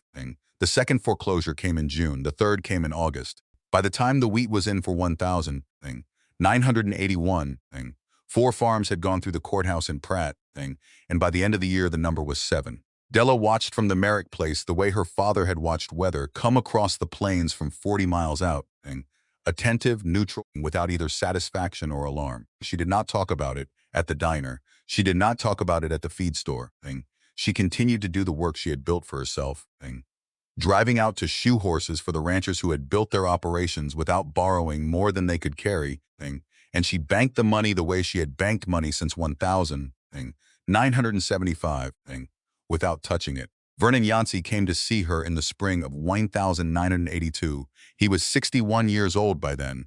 His hair had gone completely white in the 2 years since the interest rates had started to climb. He drove into the Merrick yard on a Saturday morning with his hands tight on the steering wheel of a truck he could no longer really afford to run, and he sat with Della on the porch for 2 hours, drinking coffee she had made from beans he had brought her as a gift the previous Christmas. Vernon did not ask her for money. He was too proud a man to ask her for money, and both of them knew it. What he did was tell her, in the flat, unadorned way of a man who had been rehearsing the telling in his head for weeks, what was going to happen to his east half section that fall. He had borrowed against it in 9,978 to buy a new tractor and to expand his cattle operation. The tractor was worth about a third of what he had paid for it. Cattle were worth about half. His note was going to come due in October, and the bank was not going to renew it, and the ground was going to go to auction the way Aldous Prines had gone.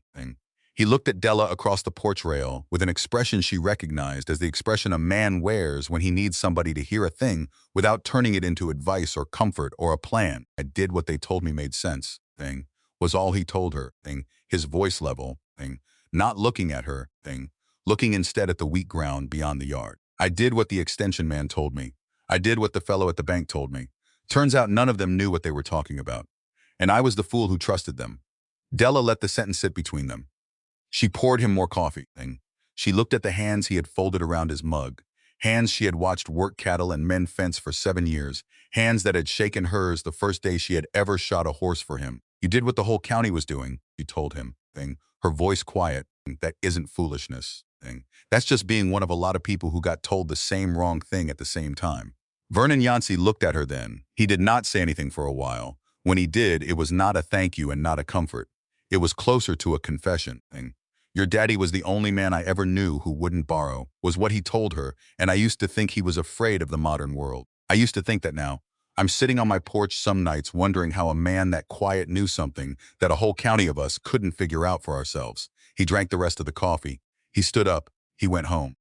His east half section went to the courthouse auction in October of 1982, and Della did not attend that one either.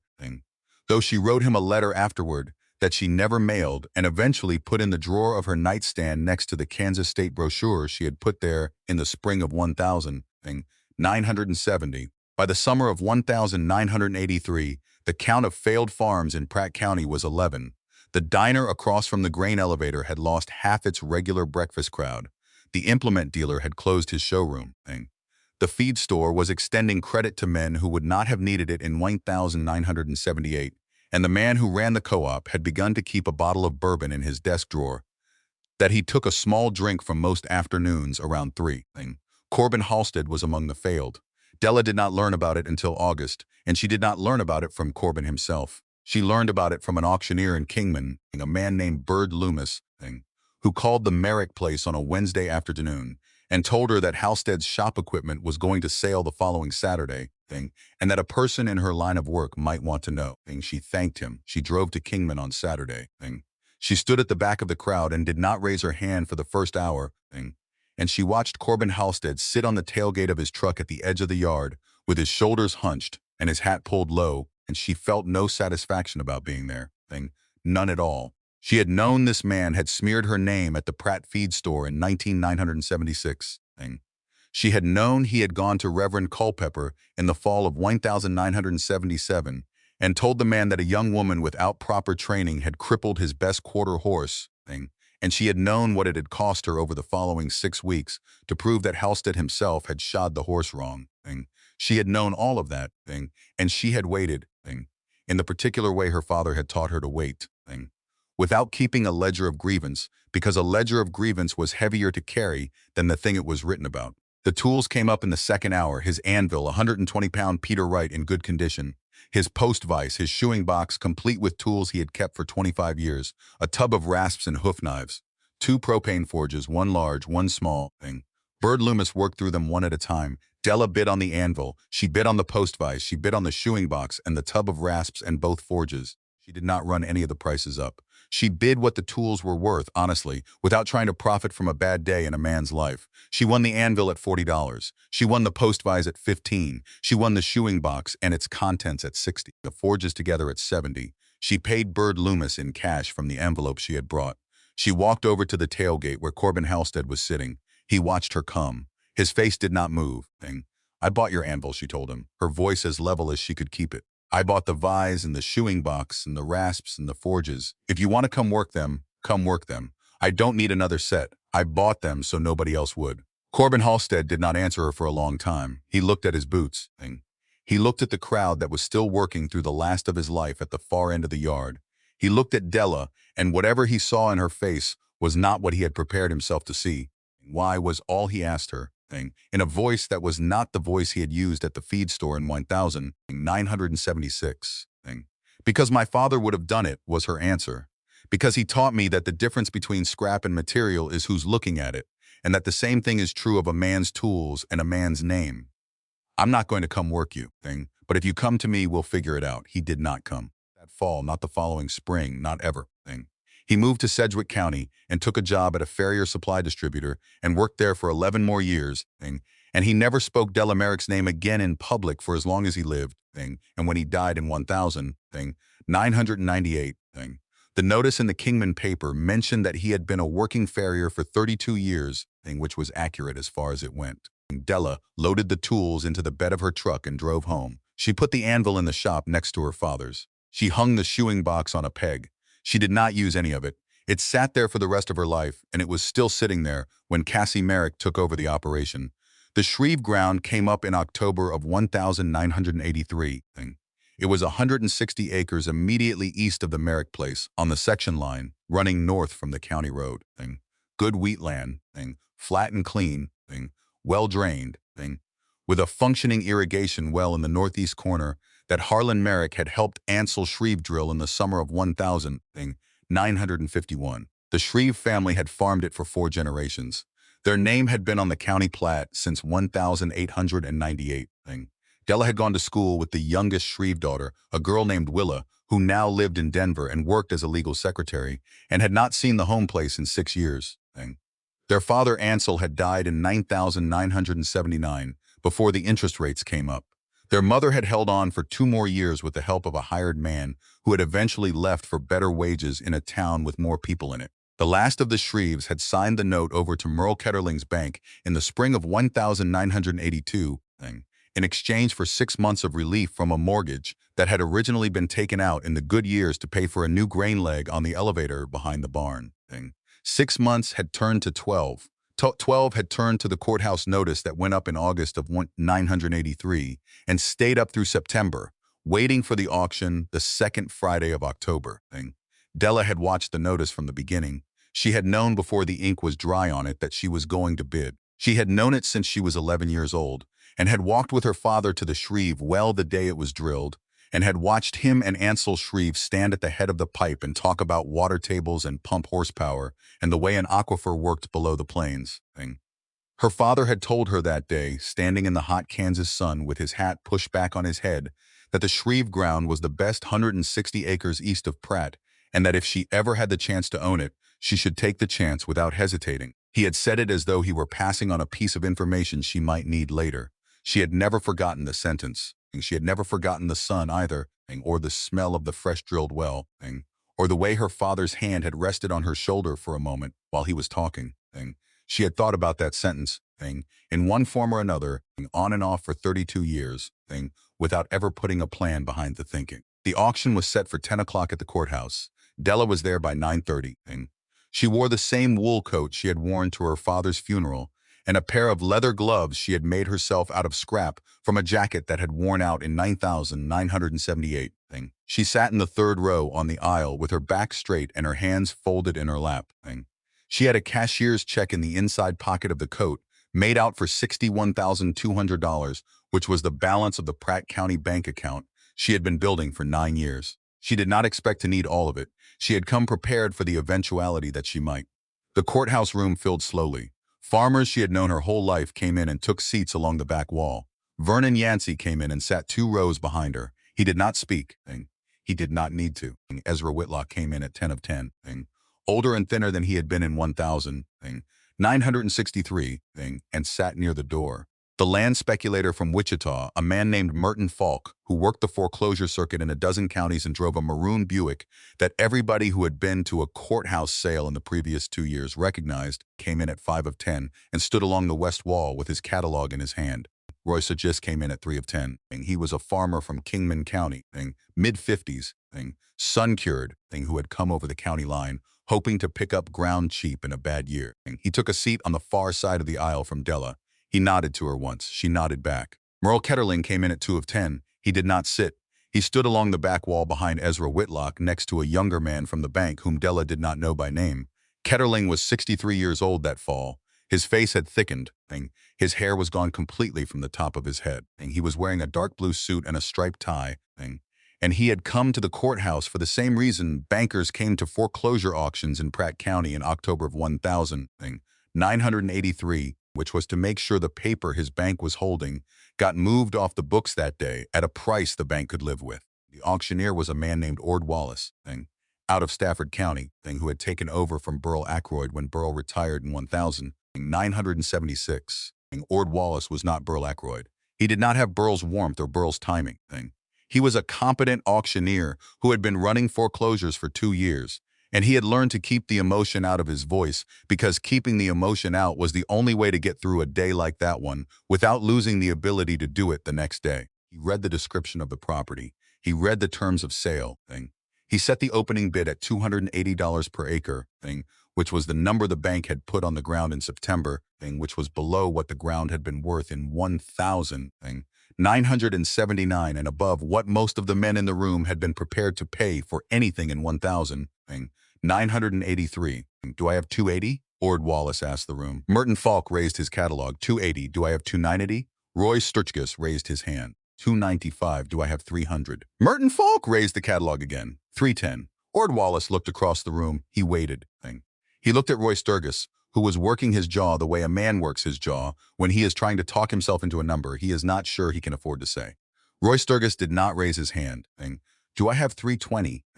Ord Wallace asked, more quietly, and the room began to understand what was happening at the pace it always understood things. 340, Della said, her voice not loud, but clear enough to reach every corner of the room.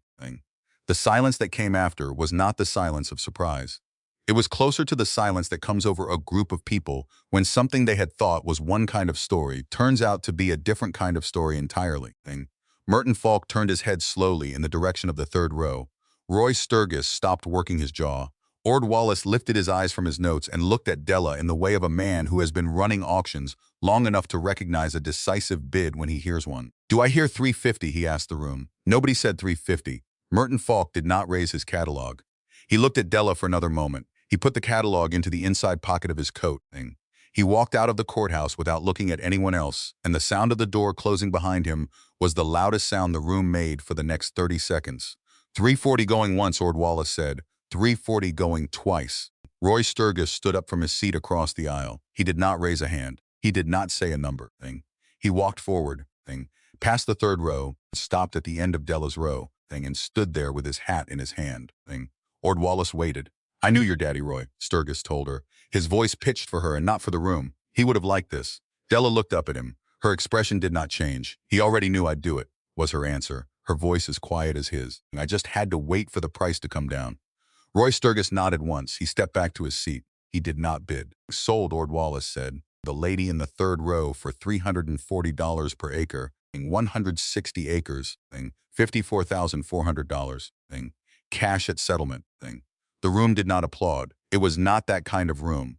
What the room did was rearrange itself, slowly and without comment, into a room that had just watched a thing happen it was going to have to think about for a considerable length of time. Ezra Whitlock stood up from his seat by the door and walked out into the hallway without speaking to anyone. Vernon Yancey stood up from his seat 2 rows back and came forward and put his hand on Della's shoulder for a moment as he walked past her toward the aisle. He did not say anything either. He did not need to. The shoulder was enough. Merle Ketterling did not move from his position along the back wall. He watched Della sign the paperwork at the front of the room. He watched her hand the cashier's check to Ord Wallace. He watched her fold the receipt into the inside pocket of her coat and stand up and turn toward the aisle. When she walked past him on her way to the door, she did not look at him. But he looked at her. And what he saw in her profile as she went past was the profile of a woman who had come to that courthouse knowing exactly what she was going to do, and who had done it in the presence of the man who had told his teller in 1969 that her father was the kind of man who would die without ever understanding why the world had moved on without him. Ketterling drove back to the bank. He sat behind his desk in the office with the frosted glass door. Aline Prather came in with a cup of coffee she had not been asked to bring. She set it on the desk. She did not say anything either. She was 63 years old that fall, and she had worked for Merle Ketterling for 25 years, and she had heard the sentence he had said about Harlan Merrick more clearly than he had ever known she heard it, and she had waited 14 years for this Monday morning, without ever having spoken about it to anyone, including herself. Cashier's check came through on Monday. Ketterling was the officer who had to sign off on it, since it was over the threshold that required an officer's approval, and since it was drawn against an account that had been at his bank since 1934, and since it was going to close on ground his bank was holding paper on. He sat at his desk with the check in front of him for close to 20 minutes. He read the amount. He read the payee. He read the account number, which he knew by heart because it was one of the oldest accounts at the bank and had been under his review since he arrived in 9958. He held the pen. He set the pen down. He picked it up again. He signed the check. He stamped it. He put it in the folder for settlement. He did not say a word to Eileen Prather when she came to collect the folder, and Eileen Prather did not say a word to him. She took the folder to the settlement office at the end of the hall, and she came back to her desk, and she sat down and typed a routine deposit ledger for Farmer in from Cullison, and her hands did not shake, and her face did not change. But when she went home that night, she opened a bottle of wine her sister had given her for her birthday 6 years earlier, and she drank 2 glasses of it at the kitchen table, and she wept quietly for a father she had lost in 1961, who had also been a small farmer, whose kind of man the world had been supposed to leave behind. Della drove home from the courthouse Friday and unloaded her groceries and hung her wool coat on the hook inside the back door. She walked out to the shop. She lit the forge stove because the afternoon had gone cold. She sat on the stool where her father had died, and she put her hands flat on the workbench, and she looked at the east wall and at the coffee cans on the 5 shelves that now ran the full length of the building, and she did not celebrate. Celebration was not in her vocabulary. What she felt, sitting there in the shop that had raised her, was closer to what her father had felt the morning she came home with her can of rust in April of 1961, which was the quiet recognition that a decision had been made a long time ago and was only now becoming visible. She was 31 years old. She owned 480 acres of paid-for wheat ground. She had $6,800 left in the Pratt County bank account. She had a herd of horses in 3 counties to shoe, a shop full of her father's tools and her own, and a shop full of Corbin Halstead's tools that she was never going to use. She had done what she had come to do. She had done it in the way she had been taught. She had done it without saying more than was necessary and without keeping a public account of the years it had taken. The years after 983 went past the way years went past on a working farm. She kept the Friar work. She kept the wheat ground. She took over the operation of the Shreve 160 in the spring of 1984 and put it into rotation with her own ground, and by the fall of 1985 she was running the 2 pieces as one operation with the same equipment she had been running the home place with since 1978. The county came around to her, slowly, in the way counties come around to people when the story they have been telling about a person turns out to be the wrong story. The men at the feed store did not apologize. That was not how it worked.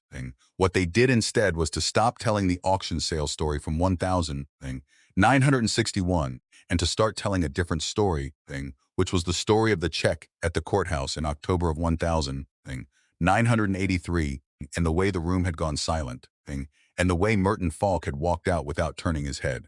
The new story was told more slowly than the old one. It required the tellers to admit something about themselves that the old story had not required. It traveled at the pace of a story that made men think, which was not the pace of a joke. Vernon Yancey leased the east half of his own section back from the investment company that had bought it at the courthouse in 1982, He never fully recovered financially.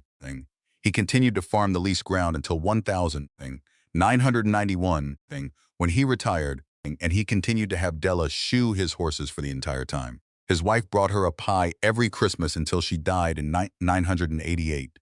Vernon himself lived until 2003. He came to the Merrick place in the summer of 2001, in the last good months of his health, and sat on the porch with Della for an afternoon and did not say much of anything. And when he stood up to leave, he shook her hand and told her that Harlan Merrick had done a fine job of raising a daughter, and Della thanked him. And neither of them said anything else because there was nothing else that needed saying. The Pratt County Bank was sold to a regional holding company out of Wichita in 1988. Merle Ketterling was retired as part of the acquisition. He's 7 years old. He moved to Salina to be near his sister. He died in 1994 of complications from a stroke he had suffered the previous fall. And Della read the notice in the Pratt paper and did not attend the funeral. Though she thought about him for a long moment when she saw his picture in the obituary column. What she thought was that Merle Ketterling had probably gone to his grave without ever understanding what he had done to a small farmer named Harlan Merrick in November of 1969, or what that small farmer's daughter had done to him in October of 1983. She thought it was possible he had understood at some point in his last years, but she did not know one way or the other, and she was not going to know. Cassie Merrick was born in Wichita in December of 1978. She was Glenn's second daughter, born the year after his first daughter, whose name was Lorna. Cassie was named for Cassandra, which had been a name in Bernice's family. She was Glenn and Bernice's youngest, and as it turned out, their last child. Glenn and Bernice's marriage did not survive the collapse of Glenn's real estate investments in 1983. They separated in 1985. They divorced in 1987. By 1990, Bernice had moved to Colorado to live with a man she had met at her sister's church in Wichita, and Glenn was living alone in a 2-room apartment near the aircraft plant, working shift work in a machine shop, and doing his best to be a weekend father to 2 girls who were being raised by a woman who did not want them to see much of him. The summer of 990 was a hard summer for Cassie. She was 11 going on 12. Her sister Lorna had left the house in April to live with a boyfriend her mother did not approve of. Her mother's second marriage was in trouble. Her father called her on Sundays and did not know what to say to her. In June, Bernice called Della Merrick in Pratt County, whom she had met 3 times in her life, and asked whether Cassie might come out to the farm for the summer. Della said yes. She said it without asking a second question. She said it in the tone of a woman who had been waiting for a call she had not known she was waiting for. Cassie arrived on the bus in Pratt on the 3rd Saturday of June. She was small for her age. Her hair was the color of wheat straw. Her eyes were the exact color of her grandfather's eyes, which was a fact that Della registered the moment the girl stepped down off the bus and looked around the parking lot for a face she could not have known she was looking for. Della walked over to her. She put out her hand, and Cassie shook it. They loaded Cassie's suitcase into the truck, and Della drove her out to the farm without saying much of anything on the way, because Della was not a woman who said much of anything, and she suspected the girl was not going to be either. The house had not had a child in it since Della was one. Della had made up the room at the top of the stairs that had been her own room until 1974. She had put clean sheets on the bed. She had put a lamp on the table by the window. She had put a book on the table by the lamp, a book about a girl who lived on a prairie farm in the 1880s, which Della had read at 10 and had kept ever since. Cassie went upstairs with the suitcase. She came back down 20 minutes later. She sat at the kitchen table. She did not talk. Della did not push her. The shop was where the summer changed. On Cassie's 3rd day at the farm, Della walked out to the shop after breakfast, and she did not tell the girl to come with her, but she did not tell her not to. Cassie followed at a distance. She stood in the doorway. She watched Della fire the forge. She watched Della bring a piece of stock up to heat. She watched Della draw a taper on the anvil the way Harlan Merrick had drawn a taper on that same anvil 10,000 times before her. Cassie was still standing in the doorway an hour later. She had not moved. She had not spoken. "What do you see?" Della asked her, her voice level, not turning from the anvil. Cassie thought about the question. She was almost 12 years old. She had been asked a lot of questions in her life by adults who were not really interested in her answers. She could tell without knowing how she could tell that this question was not one of those. "I see somebody making something. was her answer, her voice small but steady, out of something that used to be something else. Della set the hammer down on the anvil. She turned to look at the girl in the doorway. Whatever she saw in the girl's face was not what she had prepared herself to see, and it was closer, in the end, to what her own father had seen in her face on the afternoon. She had come home with her can of rust in April of 1961. "You want to come learn it?" was what Della asked her. Cassie nodded. She walked into the shop, past the pegboard where the tools hung in the order Harlan had arranged them, past the shelves along the east wall where the coffee cans of Horseshoes sat in their sorted rows, and she stopped next to the anvil and put out her hand for the piece of stock her aunt was working on. Della gave it to her. She showed her how to hold it. She showed her how to work with the heat. She started her, as her own father had started her, with a piece of scrap iron and a set of instructions, and the expectation that she would figure out the rest. Cassie went home to Wichita at the end of August. She came back the following summer. She came back every summer after that. When she was 15, in July of 1993, she fired the forge herself for the first time, on a morning when Della was out at the Yancey place shoeing horses, and she worked a piece of stock for 2 hours by herself with nobody watching her. And she left the shop that morning with the shape she had made, resting on the anvil for Della to find when she came home. Della came home that afternoon. She walked into the shop. She saw the shape on the anvil, and she stood in the doorway for a long time, the way her father had stood in the doorway of that same shop in April of 1961, and she did not say anything, because there was nothing that needed saying, and she was not a woman who said things that did not need saying. The Pratt County Farm Bureau invited Della to speak at their annual meeting in November of 1997. She was 45 years old, farming paid for ground for 23 years. The chairman of the Farm Bureau that year was a man named Wister Kellner, whose father Ott had been at the Hemmert sale in April of 1961 and had laughed with the rest of the men when Della had put her 35 cents on the tailgate. Wister was 58 years old, and he had lost his own home place in 1985, and he had bought it back in 1993, and he had thought carefully before he had made the call to the Merrick place to ask Della to speak. She said it in the same tone she said everything. She did not prepare notes. She drove to the meeting in her father's old truck, which she had kept running through parts and patience for 23 years past the year it should have been retired. And she parked in the lot at the fairgrounds and walked into the hall where 240 farmers were waiting to eat a chicken dinner and hear a speech. Wister Kellner introduced her. He kept the introduction short. He did not tell the auction sale story. He did not tell the courthouse story either. He said only that Della Merrick had been farming in Pratt County since 1974, and that she had something to say that he thought was worth hearing. Della walked to the podium. She looked out at the room. She did not smile. "I want to ask you something," was how she began, and her voice carried without a microphone in the way that voices from that country carried when they had been raised on wind and used to being heard across a field. "When you look at a piece of scrap iron, what do you see? Most of you see the end of something. You see what it used to be, and you see what it can't be anymore. My father taught me to see something else. He taught me to see what a piece of iron could still become if somebody was willing to put in the work." She paused. She looked at the faces in the front row. Vernon Yancey was in the third row, in the same seat he took at every Farm Bureau meeting he had attended since 1968. Wister Kellner was at the head table to her left. Cassie Merrick, who was 19 years old and studying agricultural business at Kansas State, was in the last row of the room, having driven down from Manhattan on Friday night to hear her aunt speak. "He taught me that the difference between scrap and material is almost entirely a question of who's looking at it," Della continued, "and that the same thing is true of a piece of land, and of a stretch of time, and of a farm operation, and of a life. I have been farming this county for 23 years without a mortgage. I have not signed a note at a bank in that entire time. I do not carry a line of credit. I do not carry an equipment loan. I have watched a lot of good men in this county lose ground they had worked their whole lives to build because the payments came due when the prices didn't. I am not smarter than those men. I am not a better farmer than most of them.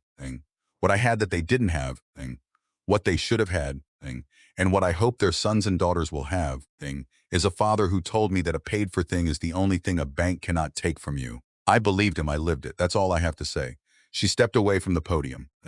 The applause came slowly, the way understanding had come slowly to the county, after the courthouse sale in 1983, and it built in the room for close to a full minute before it faded out. Vernon Yancey watched her sit down at the head table.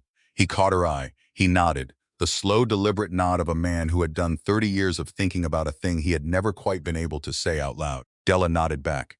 That was the whole conversation. It was enough. Cassie Merrick took over the day-to-day operation of the farm in the summer of 2004. She was 26 years old. She had a degree from Kansas State.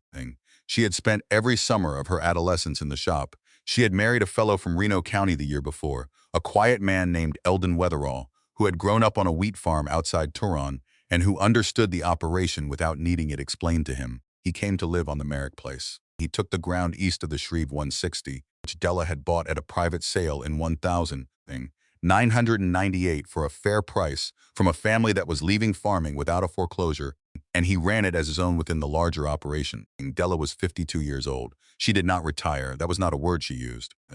What she did instead was to move the fryer work down to the horses she chose to work on, and the neighbors she had been serving since Vernon Yancey's cutting horse in 1975. Kept the shop the way her father had built it. She left the pegboard alone. She left the coffee cans on the east wall alone. She added, over the years, a few of her own that were labeled in her own handwriting and held shoes she had accumulated since 1974, which brought the total on the shelves to 811, of which she could name the size and type of everyone by feel. She lived on the place for the rest of her life. She died in October of 2019 at the age of 67 of a stroke that came on a Sunday morning while she was walking out to the shop to fire the stove. Cassie found her. She was on the path halfway between the house and the shop, on her back, with her eyes open, looking at the Kansas sky the way she had looked at weather from that same yard every day of her life. Cassie was 40 years old by then. She had 2 children of her own, a boy and a girl. The boy was 11 and the girl was 8. And they were both in the shop with their grandfather Eldon that Sunday morning, learning the drill press. The girl was named Harlan. She had asked to be named that when she was 4, and the family had held a small ceremony in the yard to change her name from what she had been called at birth, which had been Ellen. The boy was named Ansel, after the great-grandfather who had broken the ground from native sod in 1923, and the choice had pleased Della in a way she had not talked about, but had shown in the way she held the boy the first afternoon she met him, a Sunday in April at the age of 2 months old, in the same kitchen where Ansel Merrick himself had eaten his last supper in 1949. The shop stands on the Merrick place still. The workbench along the north wall is the same 2-inch oak plank Harlan milled from a tree blown down in the 1944 windstorm. The forge in the southeast corner is the same forge Willem Karsten sold to Harlan in 1938. The champion post Vice Della rebuilt in 1974 sits at the end of the bench in the position she welded it into.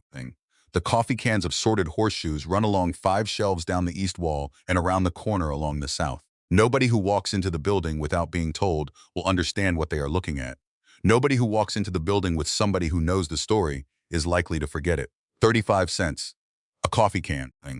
A shop that had been burning in the same corner of the same building since the year the war in Europe was about to start. The horseshoes nobody had wanted, in the hands of a girl nobody had understood, and waiting for a Friday morning in October of 1983 when the county went silent, and the only sound in the room was a pen moving across a check she had been writing for 22 years without knowing it.